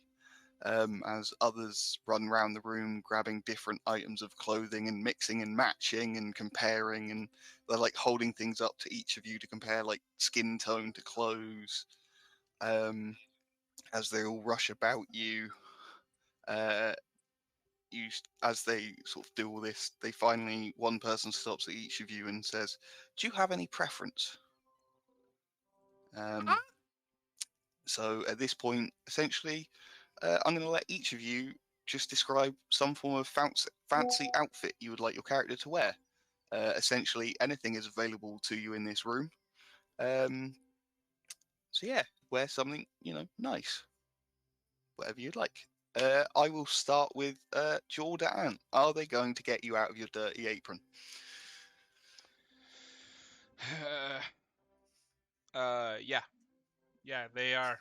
And I want them to bathe me in the most pristine waters they could possibly generate. I'm trying to think if there is a spell that just simply summons water. I suppose create and destroy water. You see that they take you into like a little corner, and basically just a couple of them stood around you, cast create water as it falls down on you, essentially giving you a shower. The water's not cold, but it's not hot either. It's almost like being in the rain. It's just a room temperature water splashing on you. But Fireball. it's scented. It smells like roses. Okay. And now so do you. Okay. I just I it's rose scented water. I grab some and put it in a little jar for me for later, so I can cook stuff with my own juices. This is why I don't eat your food. So what are You you know what? putting on? What do I put on?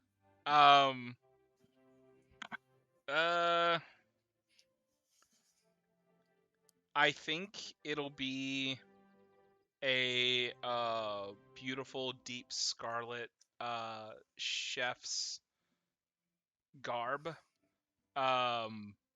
with the each of the like there's like buttons like this, it like comes over here and overlaps, and there's like buttons coming down the side.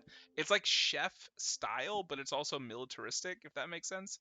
So like the buttons themselves are meatballs, and then up here on like the high collar there is a little there's a little flying spaghetti monster uh that's been embroidered. And I look really good. I look smart, man. You know. I'm going to say for you, you describe the sort of thing you want to them, and they bring you what at first is just like a red military uniform. But as you have helped them, well, as they help you put this thing on, you think about your patron as you and everybody else around notice these changes to your outfit as the buttons become meatballs, as the pin appears, as your outfit is essentially imbued with magic from your patron to look this way. Because all they could supply you was a basic military uniform. But your patron knows what's what and how to look good. Yeah, if they could only give me like a white uniform, I definitely stain it with my marinara sauce. Looks beautiful. So you're wearing a very fancy, sort of like you said, sort of cross between a military outfit and a chef's outfit. Oh yeah. You look fancy. Sherrod, what would Sherrod want to wear? So he's definitely like a deep, deep, deep V-neck to the point that you can almost see his like first set of abs. Almost even like the second set, like just so like the deepest of the V-necks, it's just there. And it'll be like almost like the starry sky, like nighttime sky, but at dusk, so it's like blue and not black, like it's dark navy blue. And the cloth would be like see-through maybe or satiny. We can like either one. But it just like kind of like flows on him instead of like being clingy and like stiff like cotton or something. Um and then a cape, but the neck for the cape is kind of like a choker. So the buttons, oh god, I'm sorry. But like the buttons go here, high up, and then this is all just like open, and then like You know those old suits with like shoulder pads sticking out? Yeah, so like kind of like that, like the cape just goes over and then just flows. And then that will be like a almost black or like really dark blue with or like really dark navy blue with like gold details, but like gold, like just the outlines and not like any design on it, just looking like really sexy and like regal and like mysterious, and like high waist pants, uh almost bottom e, like flared pants, in the same like color scheme, so like blue and gold, really dark blue and gold pants, and yeah, sharp jawline. Yeah. For you, they have most of those pieces already like there. You know, they're pretty typical sort of fashion and colors. You notice that one of the two pieces you want are a bit, you know, specified and not common fashion, but you see that they quickly, you know, have plenty of material and they can just quickly put something together, or you know, they like rip the sleeves off of something and attach it to that and just quickly make what you need and how you want it. And yeah, they make the outfit you want uh, pretty easily. You also notice that there are one or two of them that seem to be blushing at you, particularly with your 8-pack on show. What is mugging? Mogging? Uh, so What's mogging? I have no clue, but we will move on to Dawn. Dawn, what would you like to wear as a fancy outfit for this banquet? Okay, so you know, like the cliche, like fae, like outfit, the one where it's like just everything made out of like leaves and plants and stuff. Yeah. Something along the lines of that. Something that looks like a like Fae Prince would wear. Do you want it actually made of leaves or looking like leaves? Both? You see it at first, as you describe what you want, they bring out like an array of these different size outfits, well, all your size outfits, looking like doll outfits that all have different leaf-like patterns on them, but are all actual cloth. But again, some are sort of just a filigree look, some have different shaped leaves, uh, but nothing actually made out of leaves themselves. Uh, but you see, there's one butler. He looks like he's about 18, is off in the corner. And as soon as you described what you said you wanted, you saw him run out the room and run back in with his arms full of something, and he's in the corner doing something. And you see he brings you over what looks almost like a U-size tuxedo, but it's a vivid green, and it's made out of leaves that he's sort of put together and then stitched multiple together to make a thicker fabric out of these leaves, folded them over, put things like has painted very intricate little designs on it as the filigree, and it looks very nice. You don't actually have a shirt, you just have like the suit, so you have the jacket and like the trousers, so it's still showing off like a little bit of you as well. But yeah, it's very intricate, very pretty, and very natural. I want to look at the old man and just go, "You scare me," and I'm gonna take it. Young man.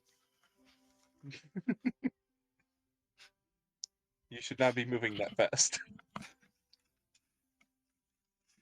He's 18 and he was inspired. Oh, I thought you said 80. No, 18. Oh, I was like, there's an 80-year-old butler just running around at like Mach 5. Yes, Sebastian's here too.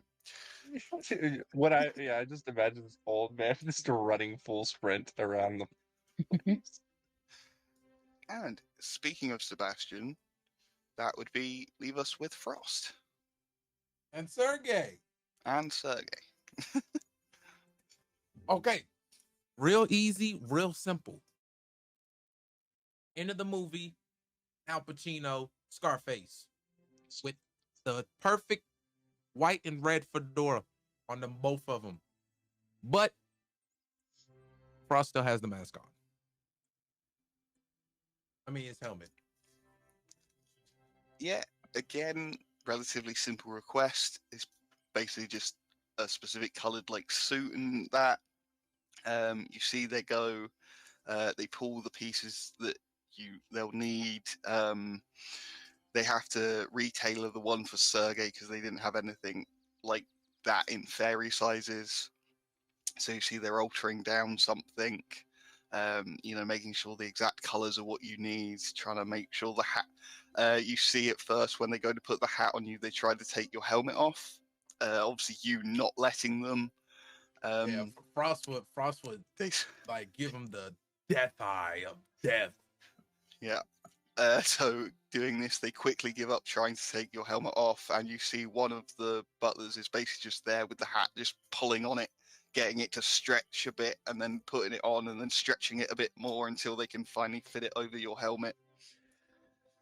But you get your outfit together, you and Sergey matching, in all but size.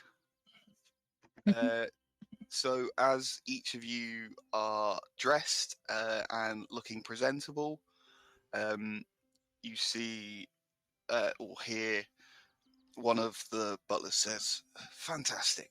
Now that you're done, if you would follow me, I will lead you to the banquet." Assuming you all do so, this butler leads you down one hallway, then another, and another. About 5 minutes go by trying to get through this castle. When you come to this large, big wooden doorway, and I mean, like, this doorway is covering the majority of this wall. It looks like it'd be like a fantasy equivalent to mahogany, like a very nice, rich, dark wood. Typically fancy or a bit more expensive. Plenty of different jewels and things lining it, making it look even nicer. As they open these large wooden doors open, you hear somebody calling out, "Presenting the adventurer party who received the jewels and returned Prince Jack safely." A few cheers, whoops, as you all enter. Looking out into this grand hall, you see long, long tables full of food throughout this room. Plenty of drinks, staff going around with trays, picking up empty glasses and things, whilst also giving out more drinks. You see many, many people in this room, different races, different ages, all clearly some form of nobility or another. But at the very other end of the room, you see one long table going horizontally instead of vertically. And on the left-hand side, you see... I need to double check the names. What did I call them?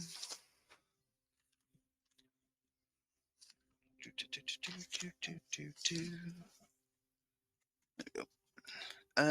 On the left-hand side, you see the Golden Fur family, which is Jack's family. So you see the entire family, the king, the queen. You see Jack stood there looking very regal. He's wearing a very jet black tux over his white fur, making it pop even more. A little, he has a little gold, like pocket square and tie.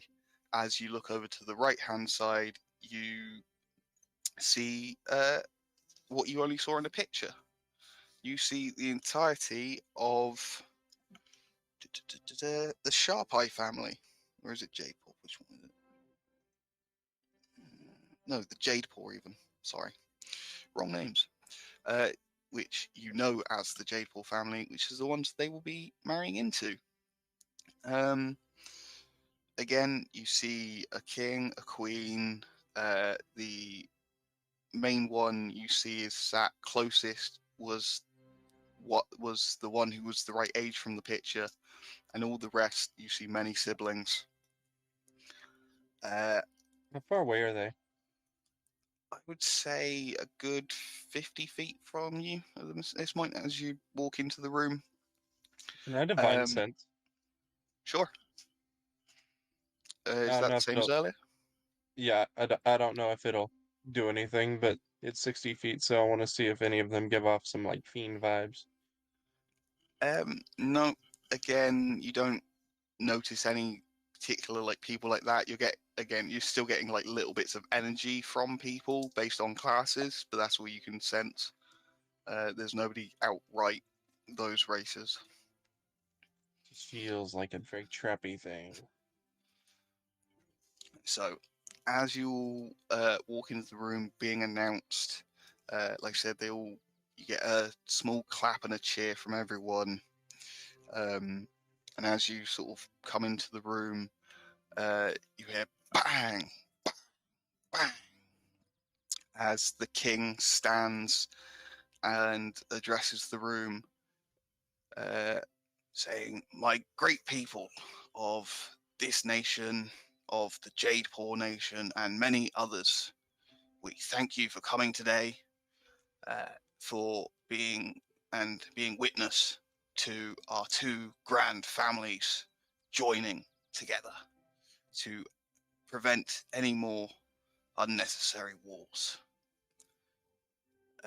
I and Herald King Jadepaw have come to this agreement and this peace treaty. We are thankful you can all be here today, and we are thankful to the great adventurers who not only brought my son back safely, but also managed to retrieve the jewels that no one else could. Jewelry, sorry, I should be saying, not jewels. The jewelry that nobody else could for centuries. My son, please continue from here." And you see Jack sort of stands up from his seat, not looking like it makes much difference given his height, and he walks into the middle of the table as you see, again, what did I name her? As you see Princess Snow from the other side walks to the middle of the table, and Jack pulls out a bag. You see it's like a red velvet bag with gold lining and trims on it. There also seems to be overlapping like geometric shapes on all around this bag. Definitely magical. It's unknown sort of what sort of magic this would be, but it's definitely magical. And as you see Prince Jack pulls this bag out, he quickly turns to his father. His father puts his hand over it, and you see the geometrical shapes all start to twist and turn as the bag then opens. And Jack pulls out the jewelry, the pair of earrings, and the bracelet. You hear all sorts of gasps and awes and ah, ooh from this jewelry that shimmers as he pulls it out of the bag. As I described it before, these beautiful sapphires wrapped in a filigree of almost pure gold. As he pulls them out and holds them in his hands, he goes down on one knee, holding them out to Princess Snow, and says, "Would you do me the honor of becoming my bride?" She says, "Yes, I will. Of course I will." Puts on the bracelet, puts on the earrings, cheers, applause, massive whoops. Goes on for several minutes as they just stand there in front of everyone, taking in the admiration. You all see the princess immediately starts to almost glow and shimmer. Her fur becomes bright and clean. Her eyes become clearer. Just she seems more energized, more healthy in a way. As you look on to this room, to these grand expressions, you see the faces of royal families, which, as you've been suspicious of this whole time, finally seem to be a mix of almost relief, but also, how to put it, not quite a disgust, but sort of like almost a dislike. Like, you can clearly see some of them aren't happy that there's going to be peace from now on. Some of them would seem to prefer a different route, but most of them seem happy. Nobody seems to about to act. But as this is happening, each of you suddenly loses a sense of time. You almost lose the sense of control over yourself as the evening starts moving forward as almost like a fast track, like as somebody's literally holding fast forward. The night carries on. You spend the next sort of 4 hours, but in the next 5 seconds, as you eat, you drink, you be merry, you make jokes, you flirt, you mingle. You finally, as the banquet ends, get led off and are all handed thousands of gold each for completing your mission. And as you receive this gold, that's when you all blink into that weird, inky nothingness of just consciousness, as you've done many times throughout this campaign. As you see nothing, hear nothing, feel nothing, just pure consciousness in a void. You feel almost this magnetic pull as your consciousness is forced to move. You all then naturally blink open your eyes as you can finally feel you have a form again. But this form's familiar.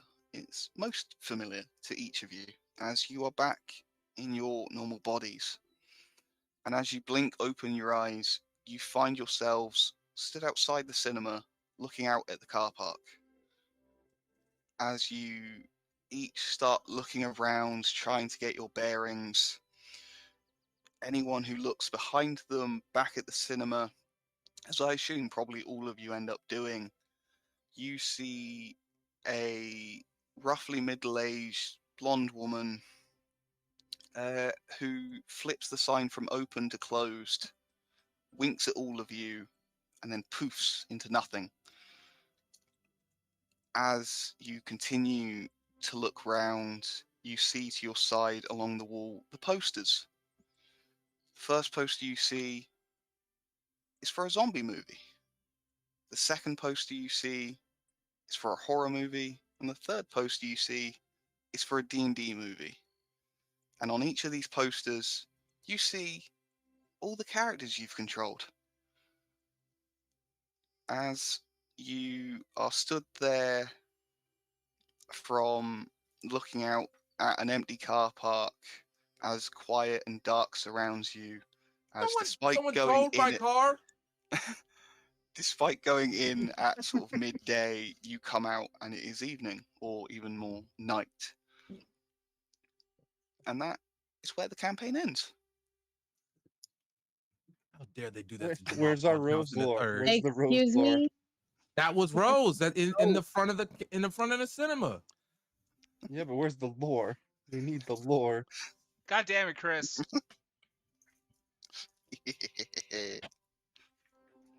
Yeah, so that's it. That is my campaign. No, that's not it. We have to know what Rose was doing. Where is she? Who is Rose, she? y'all can't tell. Rose orchestrated all this, man. I was gonna say, if you want to like throw out guesses or stuff, I don't mind. depends how you're going to get kicked in the next half hour or somewhere between. So, but still, we got it all in. We finished. We're done. Yay! Did Rose make like a contract or something where she has to trap people in the theater to make movies to keep her power? So, full honesty, at the beginning, she was nobody. She was just, that's how it went in the movie. Like, in the movie, she had a contract with the devil. But then you guys kept going on and on about, she's got to be something, she's got to be something. So I made her something.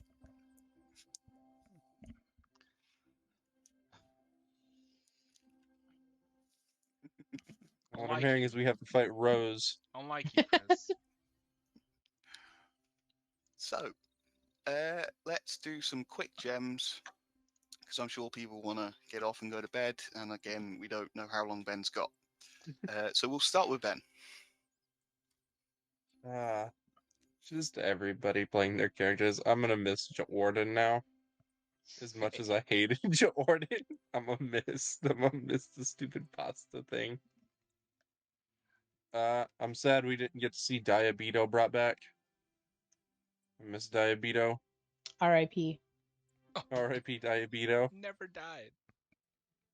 You literally killed him. He's But pure anyway, magic. Ben. Pure magic. continue. Sorry, Ben. Sorry. Just Sherrod.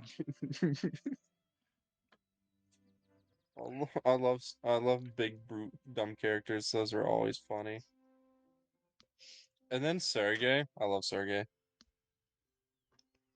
W campaign. I would have liked more Rose though.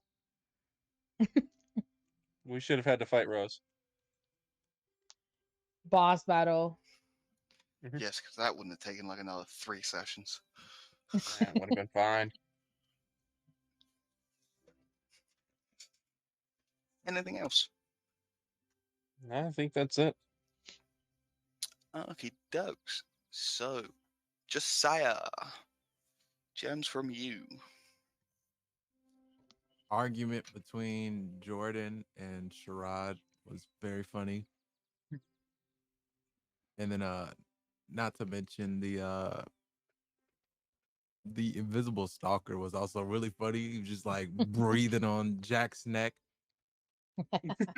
for literally like 5 days straight. Like a whole week. Yeah.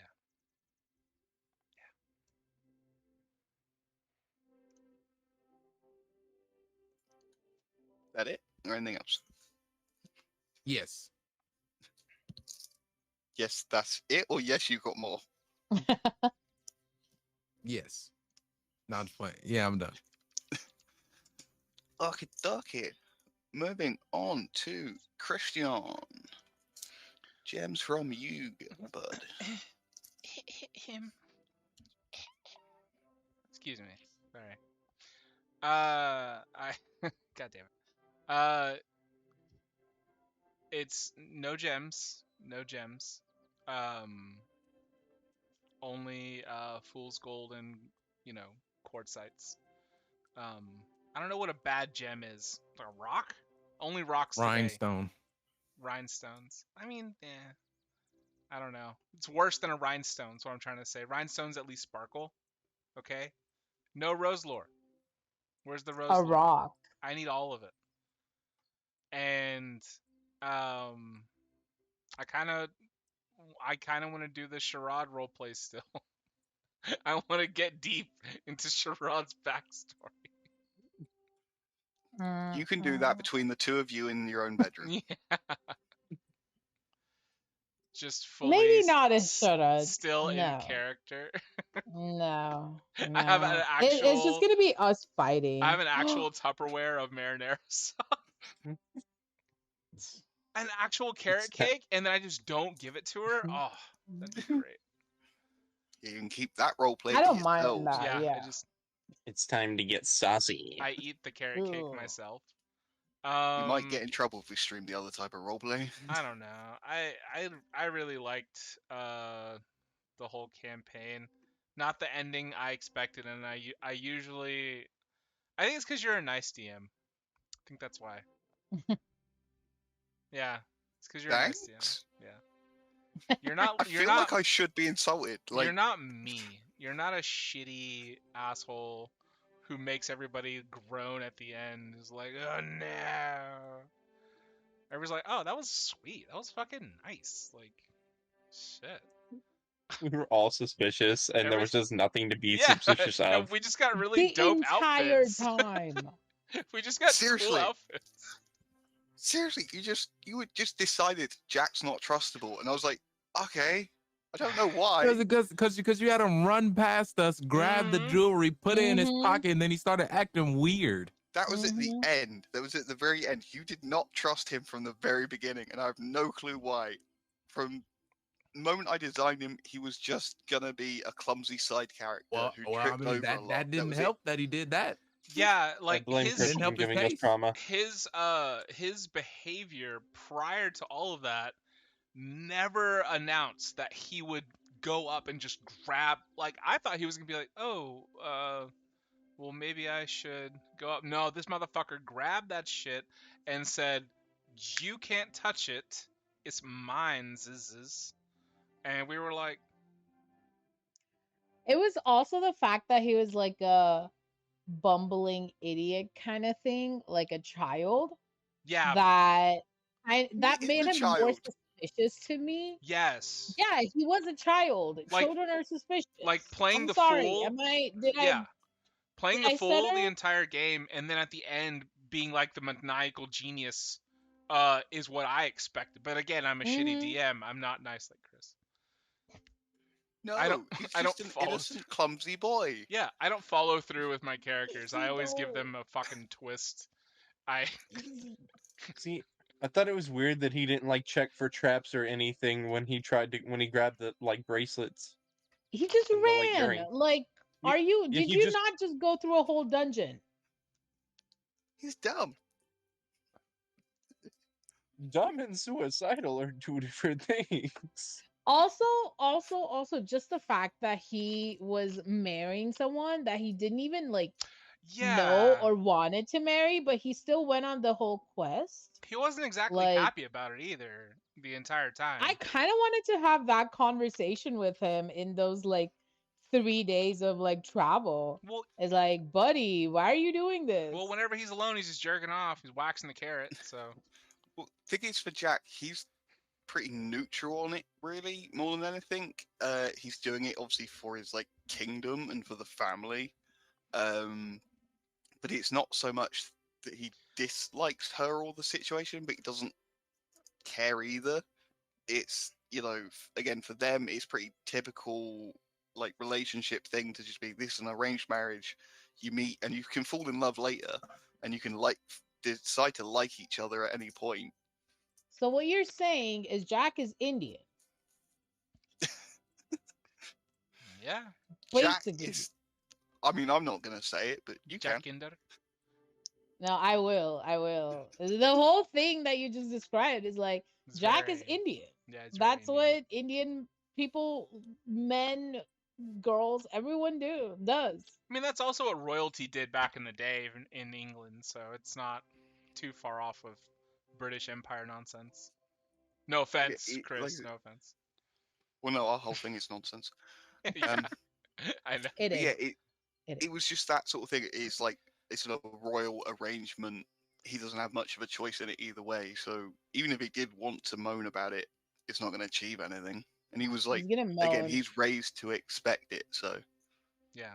and again, you saw her. It wasn't like she was an ugly woman or anything. She is also, another princess who's still beautiful and loved and all this, that, and the other. It's hard to complain when that's your partner. See, I wanted her to also be like clumsy.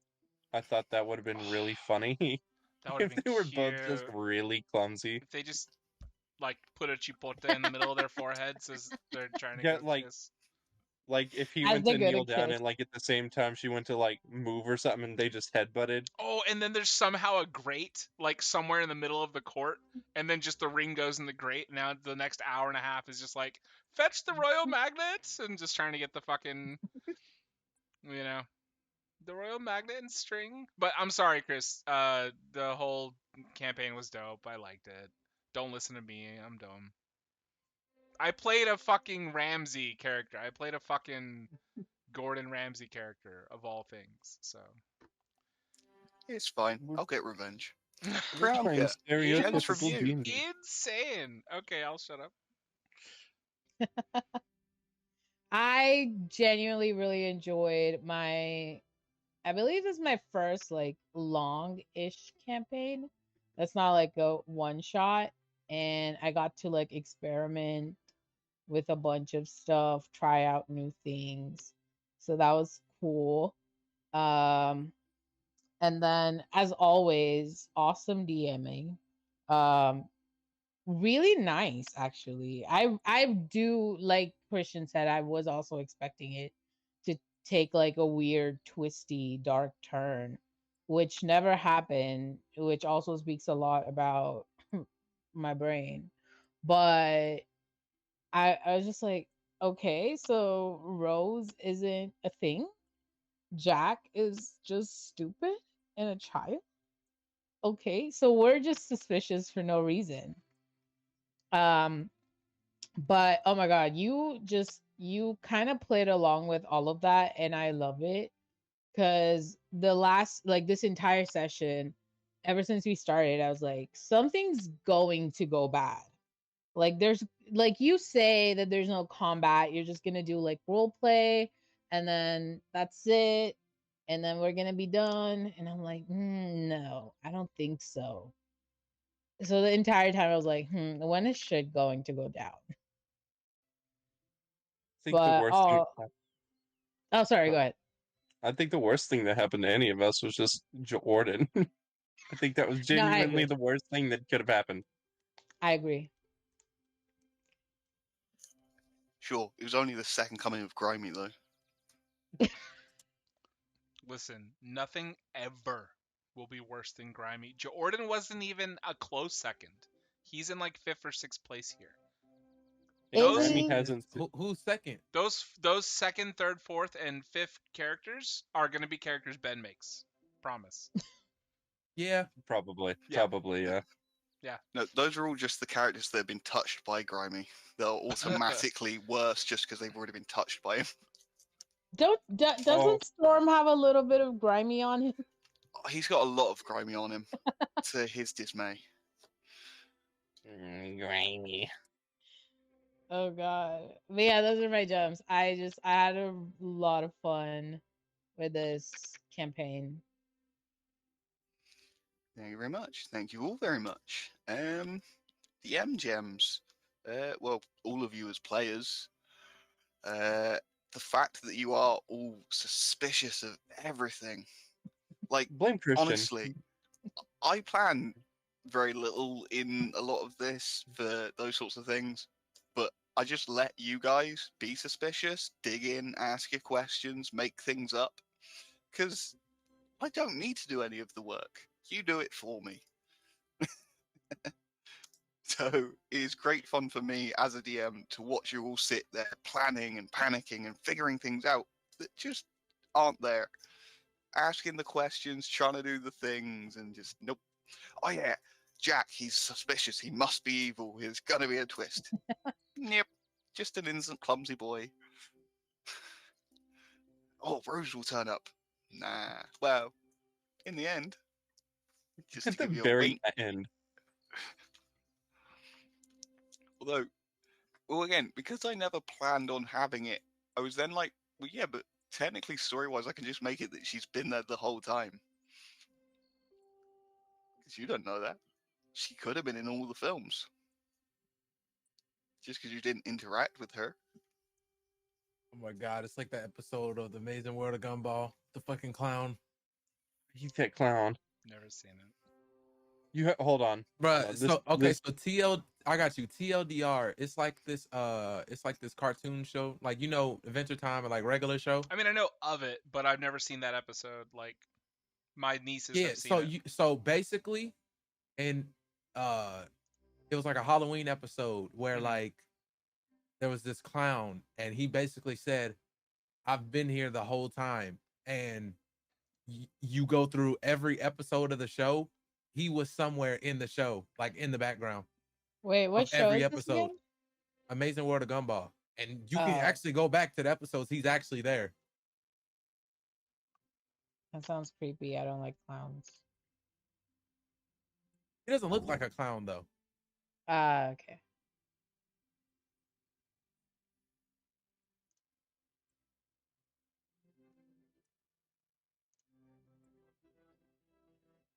Oh God, he is creepy.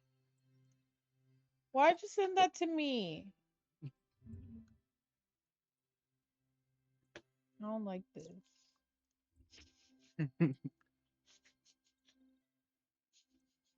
Is that actually what he looks like? Yeah. Ugh. Don't like it. And that's a nice picture of him. That's not even the creepy one. How is this a nice picture of him? Because in the show he's just creeping in the background, like staring through a window, just Ugh. unmoving, unblinking. Creepy ass. I mean, that's just it, No. though. Literally, Pretty that much. looks just like Pennywise to me, but in like that sort of Gumball style. Yeah, cartoonish. Yeah. So yeah, that's what's I think is more creepy, is almost like the automatic subconscious, like I'm equating that with Pennywise. But in the world of Gumball, which is somehow creepier.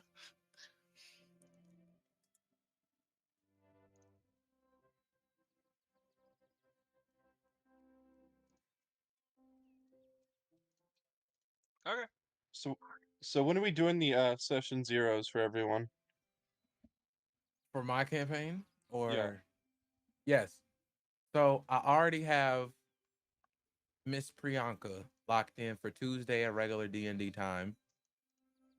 I can take 2 people on Wednesday. I can take someone at 8 and then someone at 9. From 8 to 9, and then someone from 9 to 10. I'm That'd be down for 3 whatever. people.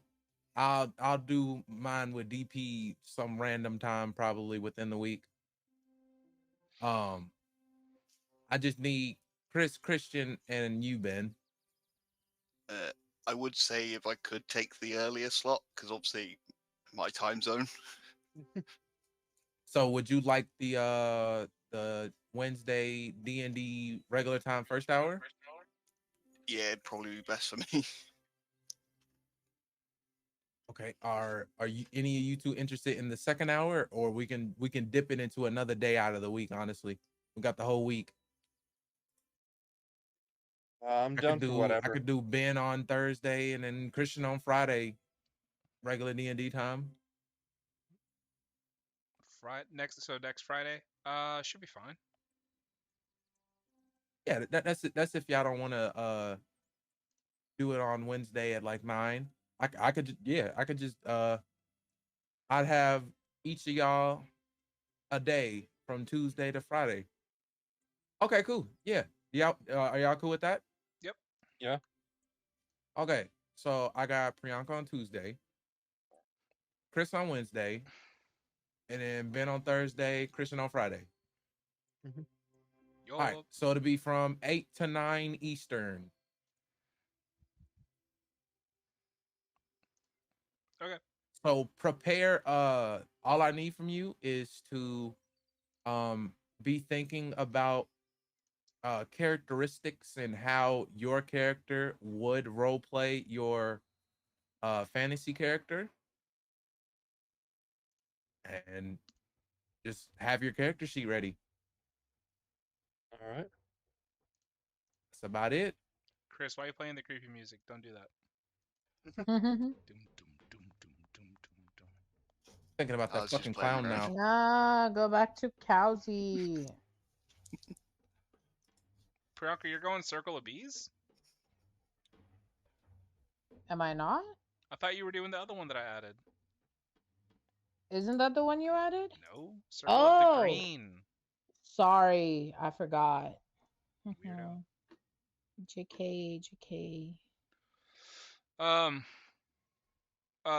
Josiah, what's your subclass or what's your class? For Solucious? Yeah. That's a good question. I don't have a clue. No class? Okay. I don't have a clue. Yeah, I don't have a clue. We can work on it later. But I don't know if I think you were on the phone when I announced it again that I am accepting You could do custom custom subclasses. Yeah, I heard subclasses. you on that. Okay. Yeah, I heard you. So if you want to go filter through truly anything, I even have 72 subclasses here in the Tome of Heroes. It does not have Artificer in here, so I was sad, but we found a really cool one for Chris. And then for Priyanka, we found a really cool one for Druid. Ben says he's okay with Astral Projection, but I mean, there's so many cool subclasses for Monk. All the Tome of Hero ones kind of suck though. These ones, I mean, they're all right. It's just like, again, it's like you think about your character's personality first, then give them a subclass, or then give them a class. Because what if the personality doesn't match with the class? You know what I'm saying? Yeah, I looked at all the Tome of Heroes ones, and I didn't think any of them fit. I think the closest would be like 4 elements or like Astral Self. There's also overhead.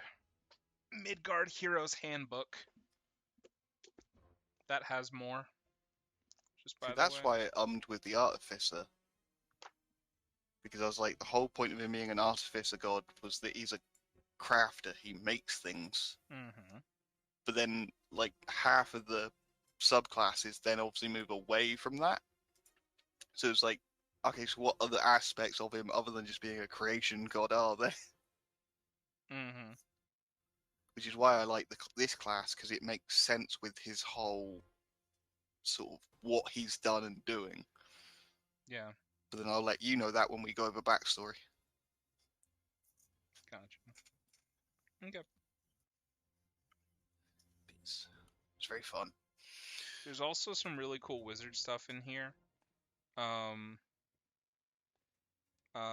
think there's a one about... Oh, Ben, there's a speed domain cleric here in Midgard Heroes Handbook.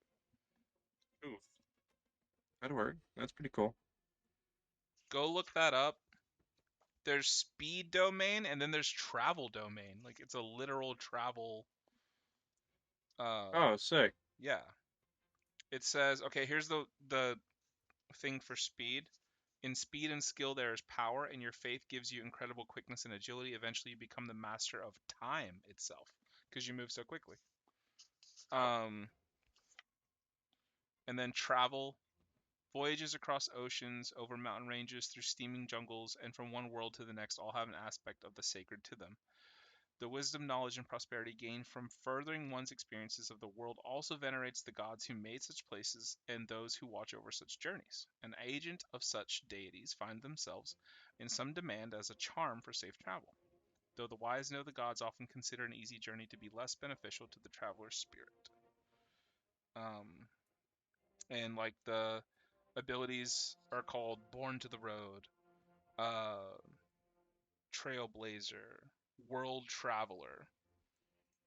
And then the speed one is Celerity and Thought and Action, Burst of Speed, Quickness of the Gods, and then you get Time Stop. But as a channel divinity, you don't have to waste a spell slot on it. Huh.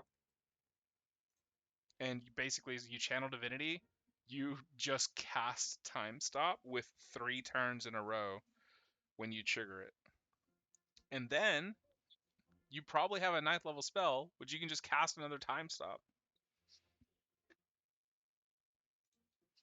So yeah, it's pretty crazy. I can't find the speed domain.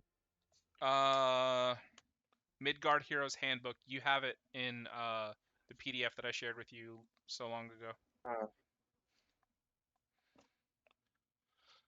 I could probably find it for you.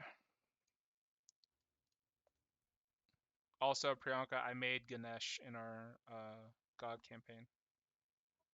Yay.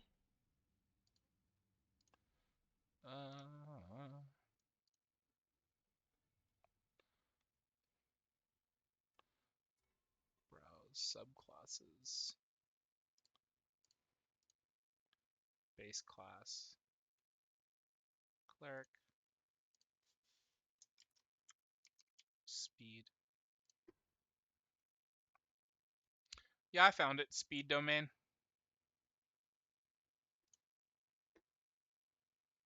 Wow.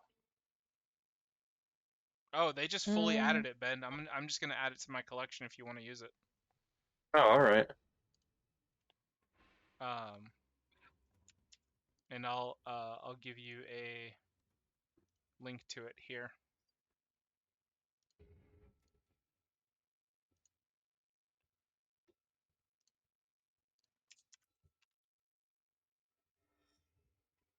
There you go. Chris, why is the creepy music still playing?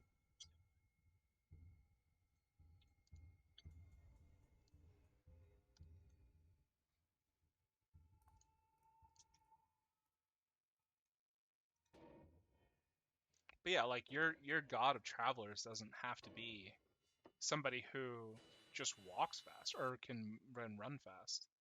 It can be somebody who's in charge of speed. Oh, these are for oh, this is a cleric subclass. Yep, it's cleric. Yeah. So like your god of travelers again doesn't have to be a monk. It can fully just be anything. Like I think just to help you guys out and give you some ideas on gods, there are I've done the different courts or different pantheons you guys are going to be interacting with in the god campaign are going to be the Greek, Latin American, Indian, and Egyptian pantheon. This is going to be the big four you guys are going to be interacting with. There's a fifth sub pantheon, but that's like the opposite side. That's like the evil deities. There's also a neutral side, and I need to find more neutral gods. But all of these are generally seen as good, or positive rather. Like good examples here.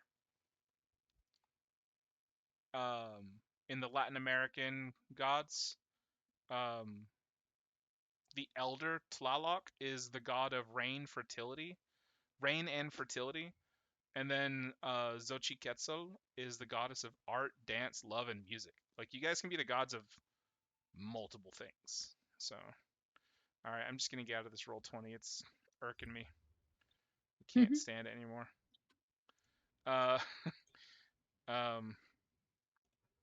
Let's see. And then in the Indian pantheon, holy shit, it was pretty wild when I saw this. This goddess Parvati is the goddess of power, energy, nourishment, harmony, love, beauty, devotion, motherhood.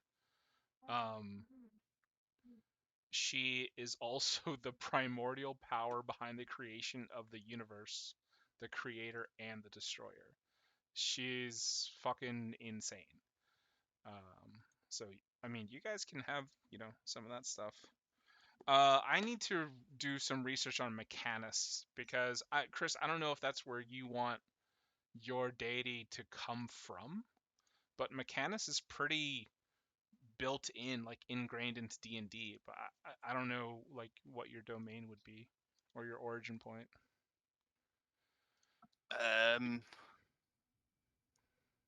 Well, we originally discussed his origin point. Did we? Which I can't remember if I made a secret. Bro, I'll put you it in have a to. private message to be safe. I don't know. Just as a reminder.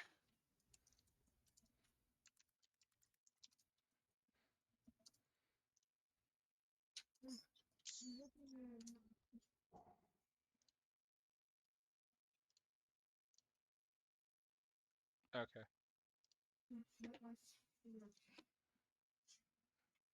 Yeah, that was his like original how he came to exist. Because then he was started as a very like minor god, then sort of built up his power and backing. Yeah. Then